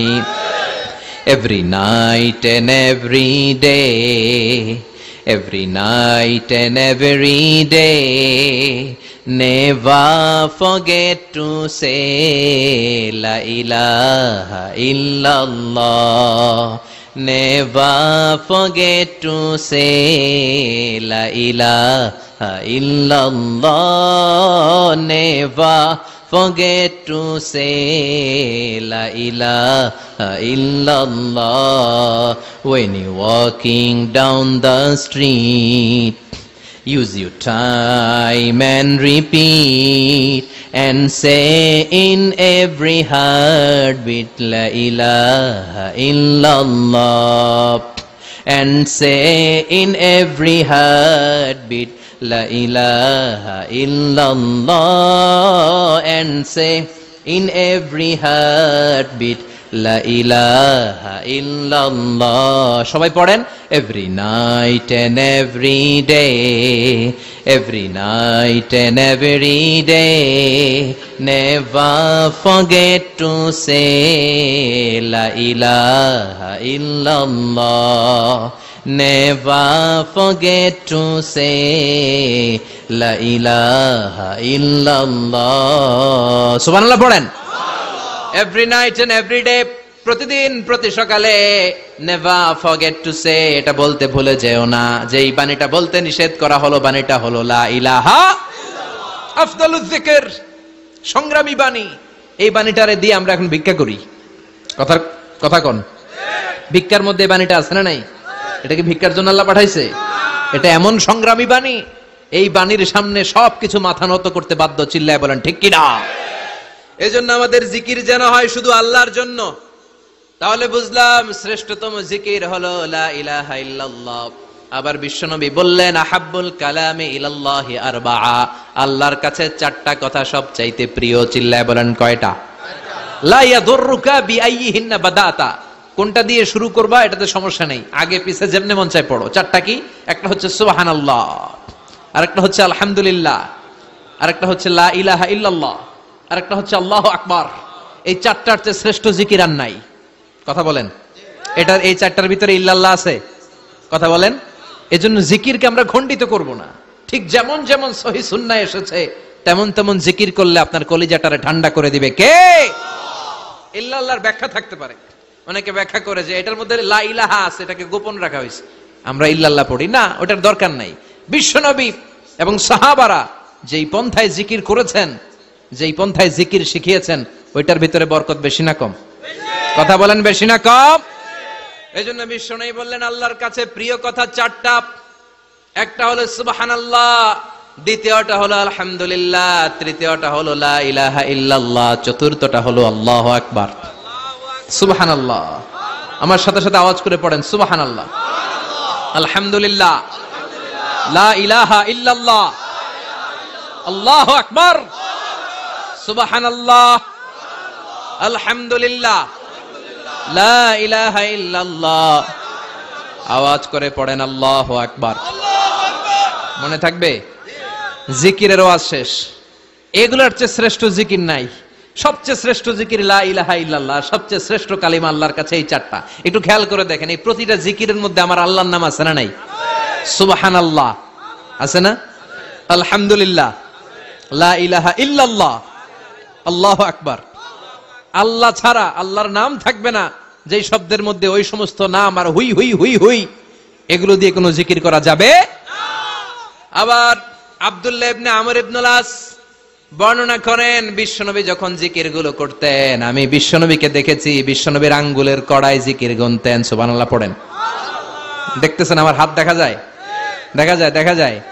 রাআইতুন নাবিয়্যা, আব্দুল্লাহ ইবনে আমর ইবনুল আসের বর্ণনা, রাআইতুন নাবিয়্যা ইয়াকিদু তাসবিহা বিয়ামিনিহি, আমি বিশ্বনবীকে ডান হাতের গিড়ার ভেতরে তাসবিহ গুনতে শুনেছি, তাসবিহ গুনতে দেখেছি। সুবহানাল্লাহ পড়েন।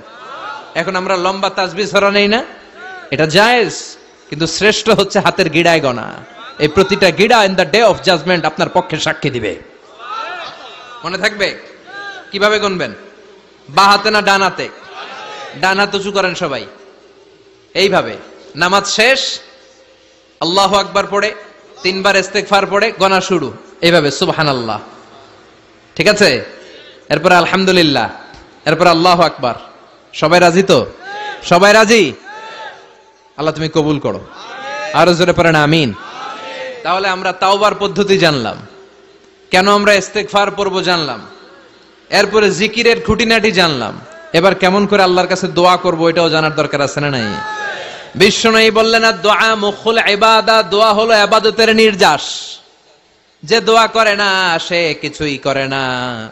তিরমিজির আরেক বর্ণনায় বিশ্বনবী বললেন, আদ-দুআউ হুয়াল ইবাদা, দোয়াটাই হলো ইবাদত।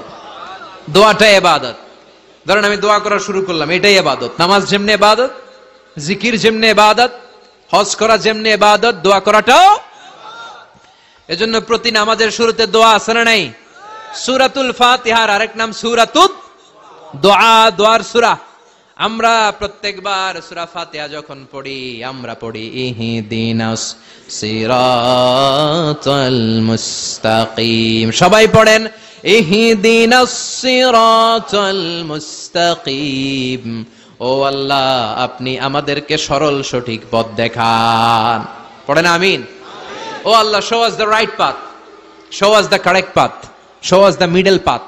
আল্লাহ মধ্যম পন্থা দেখান, মাঝামাঝি রাস্তাটা দেখান, সিরাতুল মুস্তাকিম দেখান। আমাদেরকে রাস্তা দেখায় কে? কথা বলেন না। আমরা যদি পথ ভুলে যাই, পথ দেখায় দেয় কে?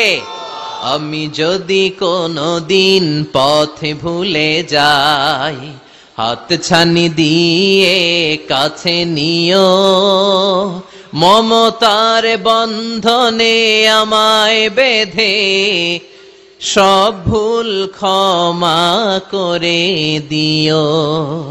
আমি যদি কোনদিন পথ ভুলে যাই, হাত ছানি দিয়ে কাছে নিও, মমতার বন্ধনে আমায় বেঁধে সব ভুল ক্ষমা করে দিও। আমি যদি কোনদিন পথ ভুলে যাই, পড়েন, হাত ছানি দিয়ে কাছে নিও, মমতার বন্ধনে আমায় ডেকে সব ভুল ক্ষমা করে দিও। চিল্লায় পড়েন আমিন। আর জোরে আমিন। এজন্য বিশ্বনবী বললেন যে দোয়া বাদ দিল তার সব বাদ। কারণ দোয়া দিয়ে নামাজ শুরু, দোয়া দিয়ে সব শুরু। দোয়াটাই হলো ইবাদত। চিল্লায় বলেন ঠিক কিনা? আর দোয়া ও সিলাহুল মুমিন, দোয়া হচ্ছে মুমিনের উইপেন, অস্ত্র, মুমিনের বড় অস্ত্র। যেখানে সবকিছুর দৌরাত্ম্য শেষ, ওইখানে দোয়ার দৌরাত্ম্য শুরু। যেখানে সবকিছুর কারিশমা শেষ, ওখান থেকে দোয়ার কারিশমা শুরু। এরকম অনেক ক্যান্সারের মতো দুরারোগ্য ব্যাধিতে আক্রান্ত, ডক্টর ফাইনালাইজ করে দিয়েছে বাঁচবে না, 2 মাস বাঁচবে। কয় মাস? কথা বলেন। মাত্র 2 মাস সে বাঁচবে। তারপরও দেখা গেছে লোকটা 7 বছর বেঁচে ছিল। আছে না নাই? দোয়া, the power of দোয়া। Everything is pre-written, but by supplication is it's rewritten. সবকিছুই আগে লেখা থাকে। মহাবিশ্ব সৃষ্টির 50,000 বছর আগে আমাদের ভাগ্যে কি ঘটবে সব লিখে রেখেছে কে? সব অপরিবর্তনীয়। কিন্তু এই তাকদিরেরও কিছু জিনিস আল্লাহ চেঞ্জ করে দেয় দোয়ার বরকতে। এজন্য দোয়া করার দরকার আছে না নাই? মায়ের কাছে দোয়া চাবেন, মায়ের দোয়া আল্লাহ ফেরায় না। মজলুম ব্যক্তির দোয়া আল্লাহ ফেরায় না। মুসাফিরের দোয়া আল্লাহ ফেরায় না। যিনি রোজা রেখে দোয়া করেছেন তার দোয়া আল্লাহ ফেরায় না। এজন্য বেশি বেশি আল্লাহর কাছে দোয়া করতে রাজি আছেন তো? কিন্তু দোয়াটা হইতে হবে সিনসিয়ার, একনিষ্ঠ দোয়া। অনেকে দেখবেন দোয়াও করে ওদিকেও তাকায় আছে, জুমার নামাজে প্রায় হয়, বিশাল দোয়াও করতেছে আবার এদিকে, আছে না নাই? আবার দোয়াও করে মোবাইলও টিপে, কথা কন। আবার আমরা আলোচনা শেষে দোয়াও করি, পোলাপাইন সেলফিও তোলে, আছে না নাই? সিনসিয়ারিটি নাই। আপনার কি পরিমাণে সিনসিয়ারিটি আছে এটার উপর ডিপেন্ড করবে আপনার দোয়া কবুল হবে কি হবে না। একজন দোয়া করলে মুহূর্তে কবুল, চোখ বন্ধ করলে আল্লাহর আরশে চলে যায়, মদিনার সাথে ওর কানেক্টিভিটি বেড়ে যায়, আল্লাহর সাথে কানেক্টিভিটি বেড়ে যায়, সে ফিল করে সে আল্লাহর সাথে কানেক্ট হয়ে গিয়েছে। আর আরেকজন দোয়ার মধ্যে খুঁজা কিছু পায় না, আছে না নাই? তো দুই দোয়ায় পার্থক্য আছে না, কথা কন। এজন্য সম্মানিত ভাইরা, দোয়াই যখন করবেন সিনসিয়ারলি করবেন, কানেক্টিভিটিটাকে স্ট্রং করার চেষ্টা করবেন। সিনসিয়ার দোয়া is like a missile. Missile নাম শুনছেন? হামলা করে না, মিসাইল হামলা করেছে ইসরায়েল, শোনেন নাই? মারলে একেবারে ধ্বংস করে যায় সব। এই মিসাইল হামলা, ড্রোন হামলা, এগুলো লক্ষ্য বস্তু ভেদ করে ভয়ঙ্কর ভাবে, ইঞ্চি ইঞ্চি, মাইক্রো ইঞ্চি মেপে মেপে এমন ভাবে এই বোমাটা মারবে, ঠিক জায়গা মতো এটা ফিট হয়ে যাবে। তেমনি দোয়ার মতো আপনি যদি দোয়া করতে জানেন, একনিষ্ঠতার সাথে সিনসিয়ারিটি সাথে যদি দোয়াটা করে ফেলতে জানেন, এই দোয়া মুহূর্তে আল্লাহর আরশে যেয়ে নক করবে। সুবহানাল্লাহ পড়েন। আর মুমিনের দোয়া কখনো ফেরত যায় না, দোয়া করলেই মুমিনের দোয়া কবুল করে নেয় কে? আপনি জীবনে যত দোয়া করছেন সব কবুল। All of your supplications are accepted. Whatever you have supplicated to your Lord, যাই চেয়েছেন সব কবুল। অনেকে বলে হুজুর এটা একটা কথা কইলেন, সব দোয়া বুঝি কবুল? কত দোয়া করলাম, জীবনে কত কিছু চাইছি, কই কিছুই তো দেয় নাই, এরকম আছে না নাই? অনেকে বলে হুজুর কত চাইলাম আল্লাহ আমার দিল না। 5টা আল্লাহ মেয়ে দিয়েছে, একটা ছেলের জন্য কাবা ঘর ধরেও দোয়া করে আসছি, হাজরে আসওয়াদ ধরে দোয়া করে আসছি, মুলতাজামে দোয়া করে আসছি, আরাফাতের ময়দানে দোয়া করছি, কই আল্লাহ দিল না। আর আপনি ওয়াজে কোন যত দোয়া করছেন সব কবুল করে নিছে কে? কন্ট্রাডিক্ট হয়ে গেল না? আমি বললাম সব দোয়া কবুল, আর আপনারা কইতেছেন কই কত কিছু তো পাই নাই। আল্লাহর দোয়া কবুল করার 3টা পদ্ধতি আছে। কয়টা? আপনাদের জিমানি আসছে? কথা শুনতেছেন তো? 3টা পদ্ধতিতে তিনি দোয়া কবুল করেন। চিল্লায় বলেন কয়টা? আপনি দোয়া করা মাত্রই আল্লাহ এই দোয়াটা অ্যাকসেপ্ট করে নেয়। আল্লাহ বলে accepted, rejected he never shed your সাপ্লিকেশন is rejected. তোমার দোয়া রিজেক্ট করে দিলাম, এটা আল্লাহ কখনো বলে? সুবহানাল্লাহ পড়বেন না? দোয়া করা মাত্রই কবুল করে কে? আল্লাহ। তবে 3টা পদ্ধতিতে করে। চিল্লায় বলেন তো কয়টা? যখনই যা চাইবেন আল্লাহ বলে দেব দেব দেব, দেব না কখনো বলে না। 3 পদ্ধতিতে কবুল হয়। পদ্ধতি নাম্বার 1, কোন বিষয় আল্লাহর কাছে চাইলেন, দোয়া করলেন, আল্লাহ বলে দেব দেব বলেই তিনি দিয়ে দেয়, ফলে আপনি পেয়ে যান, আপনি খুশি। সুবহানাল্লাহ পড়েন। পদ্ধতি নাম্বার 2, আপনি আল্লাহর কাছে কিছু চাইলেন, আল্লাহ তখনও বলে বান্দা তোরে দেব, রিজেক্ট করে দিলাম এটা বলে না, দেব তবে এখন না, লেটার অন, একটু দেরি করে, পরে দেব। কখন দিলে আমার জন্য ভালো, আমার চেয়েও ভালো জানে কে? তাইলে মাঝে মাঝে সাথে সাথে দেয়, মাঝে মাঝে দেরি করে দেয়। পদ্ধতি নাম্বার 3, আল্লাহর কাছে দোয়া করলেন, আল্লাহর কাছে কায় মনোবাক্যে চাইলেন, তখনও আল্লাহ বলে বান্দা আমি দেব, তুই নিরাশ হইস না, তবে এখন দেব না, দেরি করেও দেব না, কিয়ামতের কঠিন ময়দানে যেদিন বিপদে পড়ে যাবি ওই দিন দেব। যেদিন পিতা সন্তানরে চিনে না, সন্তান পিতারে চিনবে না, পীর সাহেব মুরিদরে চিনবে না, মুরিদ পীর সাহেবরে চিনবে না, মুসল্লি ইমাম সাহেব চিনবে না, ইমাম মুসল্লি চিনবে না, নেতা কর্মী চিনবে না, কর্মী নেতারে চিনবে না। চিল্লা এখন ঠিক কিনা? কেউ কাউরে চিনবে না, কেউ কাউর কোনো উপকারে আসতে পারবে না। ওই কঠিন দিনে তোরে আমি দেবরে গোলাম। তাহলে এই যে এতগুলা দোয়া ছোটবেলা থেকে আনটিল টুনাইট, এই রাত পর্যন্ত যে দোয়াগুলো আল্লাহর কাছে করছেন, লস হয়েছে? চিল্লায় বলেন লস হয়েছে না লাভ? লস না লাভ? আল্লাহ বলে গোলাম চা বেশি বেশি দোয়া কর, উজিবু দাওয়াতাদ দাঈ ইদা দাআন। আমার বান্দা আমার কাছে চাইতে দেরি হয়ে যায়, দোয়া কবুল করতে দেরি হয়, এজন্য বারবার চাইতে হবে। না দিলেও চাবো, না দিলেও হয় একটু পরে দিবে, দেরি করে দিবে, যখন আমার জন্য উপকার হবে, ভালো হবে তখন দিবে, তা না হলে কিয়ামতের ময়দানে দিবে। চিল্লায় বলেন ঠিক কি না?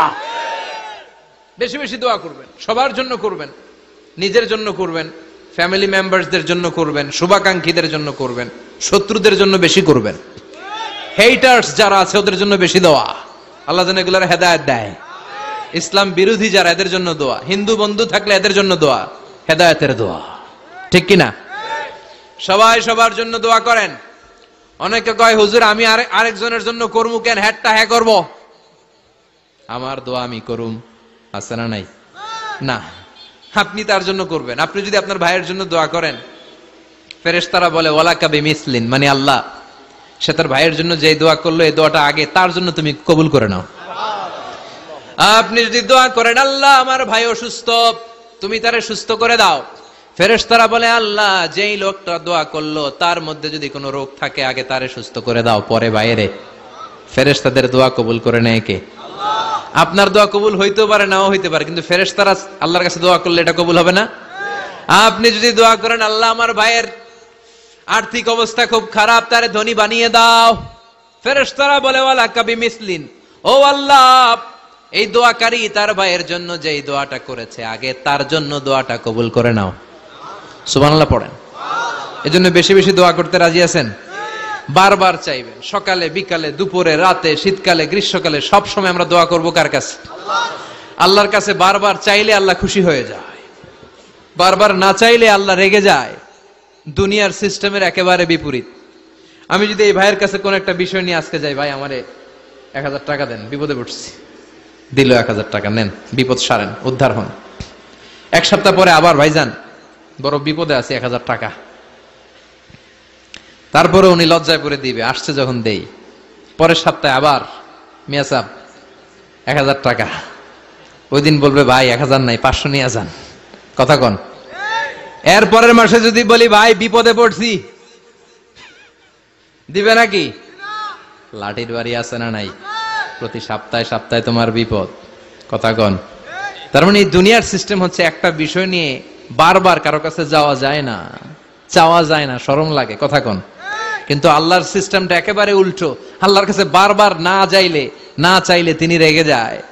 তিরমিজির বর্ণনা, ইন্নাহু মান লাম ইয়াসআলিল্লাহ ইয়াগদাব আলাইহি, যে ব্যক্তি কোনো বিষয় নিয়ে বারবার আল্লাহর বিরক্ত করে না তার উপর আল্লাহ রেগে যায়। আর বারবার চাইতে যে লোকটা আল্লাহরে বিরক্ত করতে চায় তার উপর আল্লাহ খুশি হয়ে যায়।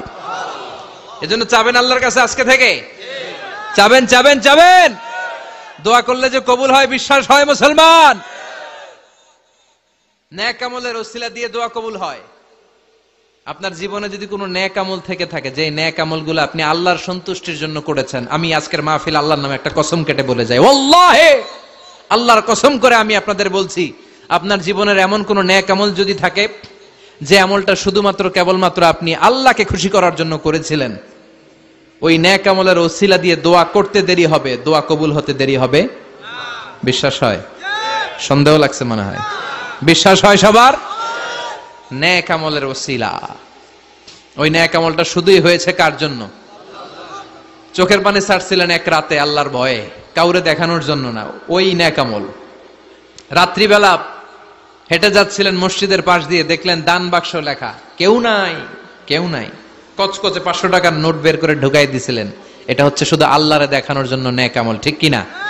আল্লাকা সিররুন ইনদাল্লাহ বাইনাকা আনতা ওয়া বাইনাল্লাহ, আল্লাকা সাদাকাতুন তাখফা লা ইয়ালামুহা ইল্লাল্লাহ, আল্লাকা সিররুন ইনদাল্লাহ বাইনাকা আনতা ওয়া বাইনাল্লাহ, আল্লাকা সাদাকাতুন তাখফা লা ইয়ালামুহা ইল্লাল্লাহ। সুবহানাল্লাহ পড়েন।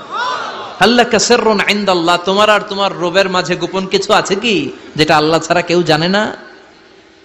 তোমার কি কোনো গোপন দান আছে কি যেটা আল্লাহ ছাড়া কেউ দেখেনি?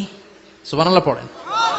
এমন কোন আমল যে আমলটা আপনি করেছিলেন শুধু আল্লাহর খুশির জন্য, ওই আমলের ওসিলা দিয়ে দোয়া করলে কবুল করবে কে? বিশ্বাস হয়? সহিহ বুখারীর বর্ণনা, সালাসাতুন ফিল গার, বনি ইসরাইলের জামানায় 3 জন লোক সফরে বেরিয়েছে। বানোয়াট ঘটনা না, এটা বুখারীর ঘটনা। সফরে বেরিয়েছে, মরুভূমির মাঝখানে প্রতিমধ্যে প্রচন্ড তুফান আর বৃষ্টি। বৃষ্টি থেকে বাঁচার জন্য এর একটা পাহাড়ের গুহার ভেতরে ঢুকেছে। হঠাৎ থান্ডার, বজ্রপাত, বিজলি, মুষলধারে বৃষ্টি। বৃষ্টির পানিতে পিচ্ছিল হয়ে উপর থেকে বিশাল প্রকাণ্ড একটা পাথরের খণ্ড এসে গুহার মুখের মধ্যে আটকে গিয়েছে। যেই গুহার মুখ দিয়ে তারা ঢুকেছে ওইখানে বিশাল একটা পাথর গড়িয়ে এসে উপর থেকে বলল, অন্ধকার, ভিতরে কোনো আলো নাই, কোনো জনমানব নাই, বাঁচানোর কেউ নাই, কিচ্ছু দেখা যায় না, ঘুটঘুটে অন্ধকার। বাইরে থেকে আলো আর অক্সিজেন যে আসবে ওই সুযোগটাও নাই। তিনজন বুঝে গেল আমাদের মৃত্যু এখানেই হবে, আমাদের কঙ্কাল গুলো শত শত বছর এখানে পড়ে থাকবে, কেউ উদ্ধারের জন্য আসবে না। ঠিক কিনা? বাঁচানোর কেউ নাই, অক্সিজেন যতটুকু আছে কিছুক্ষণ পরে এটাও শেষ হয়ে যাবে। তিনজনের একজন বলল, আমাদের বাঁচানোর কেউ নাই, একজন ছাড়া তিনি কে? আমাদের তিনজনের জীবনের এমন কোন নেক আমল আছে কিনা যেটা দিয়ে আল্লাহর কাছে দোয়া করা যায়? কার জীবনে কি নেক আমল আছে যেই নেক আমলটা দুনিয়ার কোন মানুষকে দেখানোর জন্য করা হয় নাই, শুধু করা হয়েছে কার জন্য? এরকম কোন নেক আমল থাকলে দোয়া করা শুরু করো, এছাড়া আমাদের বাঁচার কোনো উপায় নাই। একজন দোয়া করা শুরু করলো। হাদিসে লম্বা একটা হাদিস, আমি সরল বঙ্গানুবাদ শোনাচ্ছি। একজন দোয়া করা শুরু করলো। একজন বলতে শুরু করলো, আল্লাহুম্মা কানা লি আবাওয়ান শাইখান কাবীরান, ও আল্লাহ, আমার বৃদ্ধ বৃদ্ধা মা বাবা ছিল, আমি পেশায় ছিলাম রাখাল, প্রতিদিন রাখালগিরি করার পরে, ছাগলের দুধ দোহন করার পরে যখন বাসায় ফিরে আসতাম, সবার আগে আমি আমার আব্বা আম্মারে দুধ খাওয়াতাম। আব্বা আম্মাকে দুধ খাওয়ানোর পরে আমার সন্তানদের মুখে, আমার স্ত্রীদের মুখে আমি দুধ তুলে দিতাম। একদিন আবার আসতে দেরি হয়ে গেল, এসে দেখি আব্বা আম্মা ঘুমিয়ে গেছে। দুধের বাটি নিয়ে আমি আব্বা আম্মার মাথার সামনে দাঁড়িয়ে রইলাম। মনে মনে ভাবলাম, আব্বা আম্মা যখন ঘুম থেকে জাগবে, আব্বা আম্মারে আগে আমি দুধ খাওয়াবো, তারপরে ছেলে মেয়েরে খাওয়াবো, স্ত্রীদেরকে খাওয়াবো। দাঁড়িয়ে রইলাম। আমার ছেলে মেয়েরা এসে আমার কাছে বললো, আব্বা খাবার দাও, আমি দেই নাই। ক্ষুধার জ্বালায়, ক্ষুধার যন্ত্রণায় পাগল পাড়া হয়ে আমার কলিজার টুকরা ছেলে মেয়েগুলো আমার পায়ের মধ্যে পড়ে কাঁদতে লাগলো, আব্বা একটু দুধ দাও, ক্ষুধা লেগেছে। ও আল্লাহ, আমি দেই নাই। ফজর পর্যন্ত দাঁড়িয়ে রইলাম। ফজরের সময় যখন আব্বা আম্মা ঘুম থেকে উঠলেন, সবার আগে আব্বা আম্মারে দুধ খাওয়ালাম, তারপরে ছেলে মেয়েদের মুখে তুলে দিলাম। ও আল্লাহ, ও আল্লাহ, ওই দিনে সারা রাতটা আমি দাঁড়িয়ে আব্বা আম্মার জন্য যে দাঁড়িয়েছিলাম, দুনিয়ার কাউরে দেখানোর জন্য নয়, শুধু তোমারে খুশি করার জন্য। ওই রাতের ইবাদতটা যদি তোমার কাছে পছন্দ হয়, ফাফাররিজ আন্না মা নাহনু ফি, আজকে যেই বিপদে আমরা আছি, বিপদ থেকে তুমি বাঁচাও। বলার সাথে সাথে 1/3, 1/3 পাথরটা ডান দিকে সরে গেল। সুবহানাল্লাহ পড়বেন না? এবার বাইরে থেকে আলো আসতে শুরু করেছে, অক্সিজেন ঢুকতে শুরু করেছে, তাদের মনের মধ্যে স্বস্তি ফিরে এসেছে। এবার দ্বিতীয় জন দোয়া শুরু করলো, আল্লাহ, আমার এক চাচাতো বোন ছিল, এত সুন্দরী, আমার জীবনে এত সুন্দরী নারী আমি দেখি নাই, এত সুন্দরী নারী। ওয়া কুনতু উহিব্বুহু বিআশাদ্দি মা ইউহিব্বুর রিজাল আন নিসা, একজন পুরুষ একজন নারীকে যত ভালোবাসতে পারে আমি ঠিক ততটা ভালোবাসতাম আমার এই সুন্দরী কাজিনকে, চাচাতো বোনকে। কিন্তু আমার মনের কথা আমার চাচাতো বোনরা আমি বুঝাতে পারি নাই। একদিন লজ্জা শরমের মাথা খেয়ে চাচাতো বোনরা আমি বললাম, তোরে আমি বড্ড ভালোবাসি, একান্তে আমি তোরে চাই। চাচাতো বোন বলল, এত এত স্বর্ণ মুদ্রা যেদিন জমাতে পারবা ওই দিন আমারে পাবা। এবার আমি স্বর্ণ মুদ্রা জমাতে লাগলাম। জমাতে জমাতে জমাতে জমাতে বছর শেষে স্বর্ণ মুদ্রার থলে নিয়ে চাচাতো বোনের হাতে দিলাম। চাচাতো বোন আমার অপকর্মে রাজি হয়ে গেল।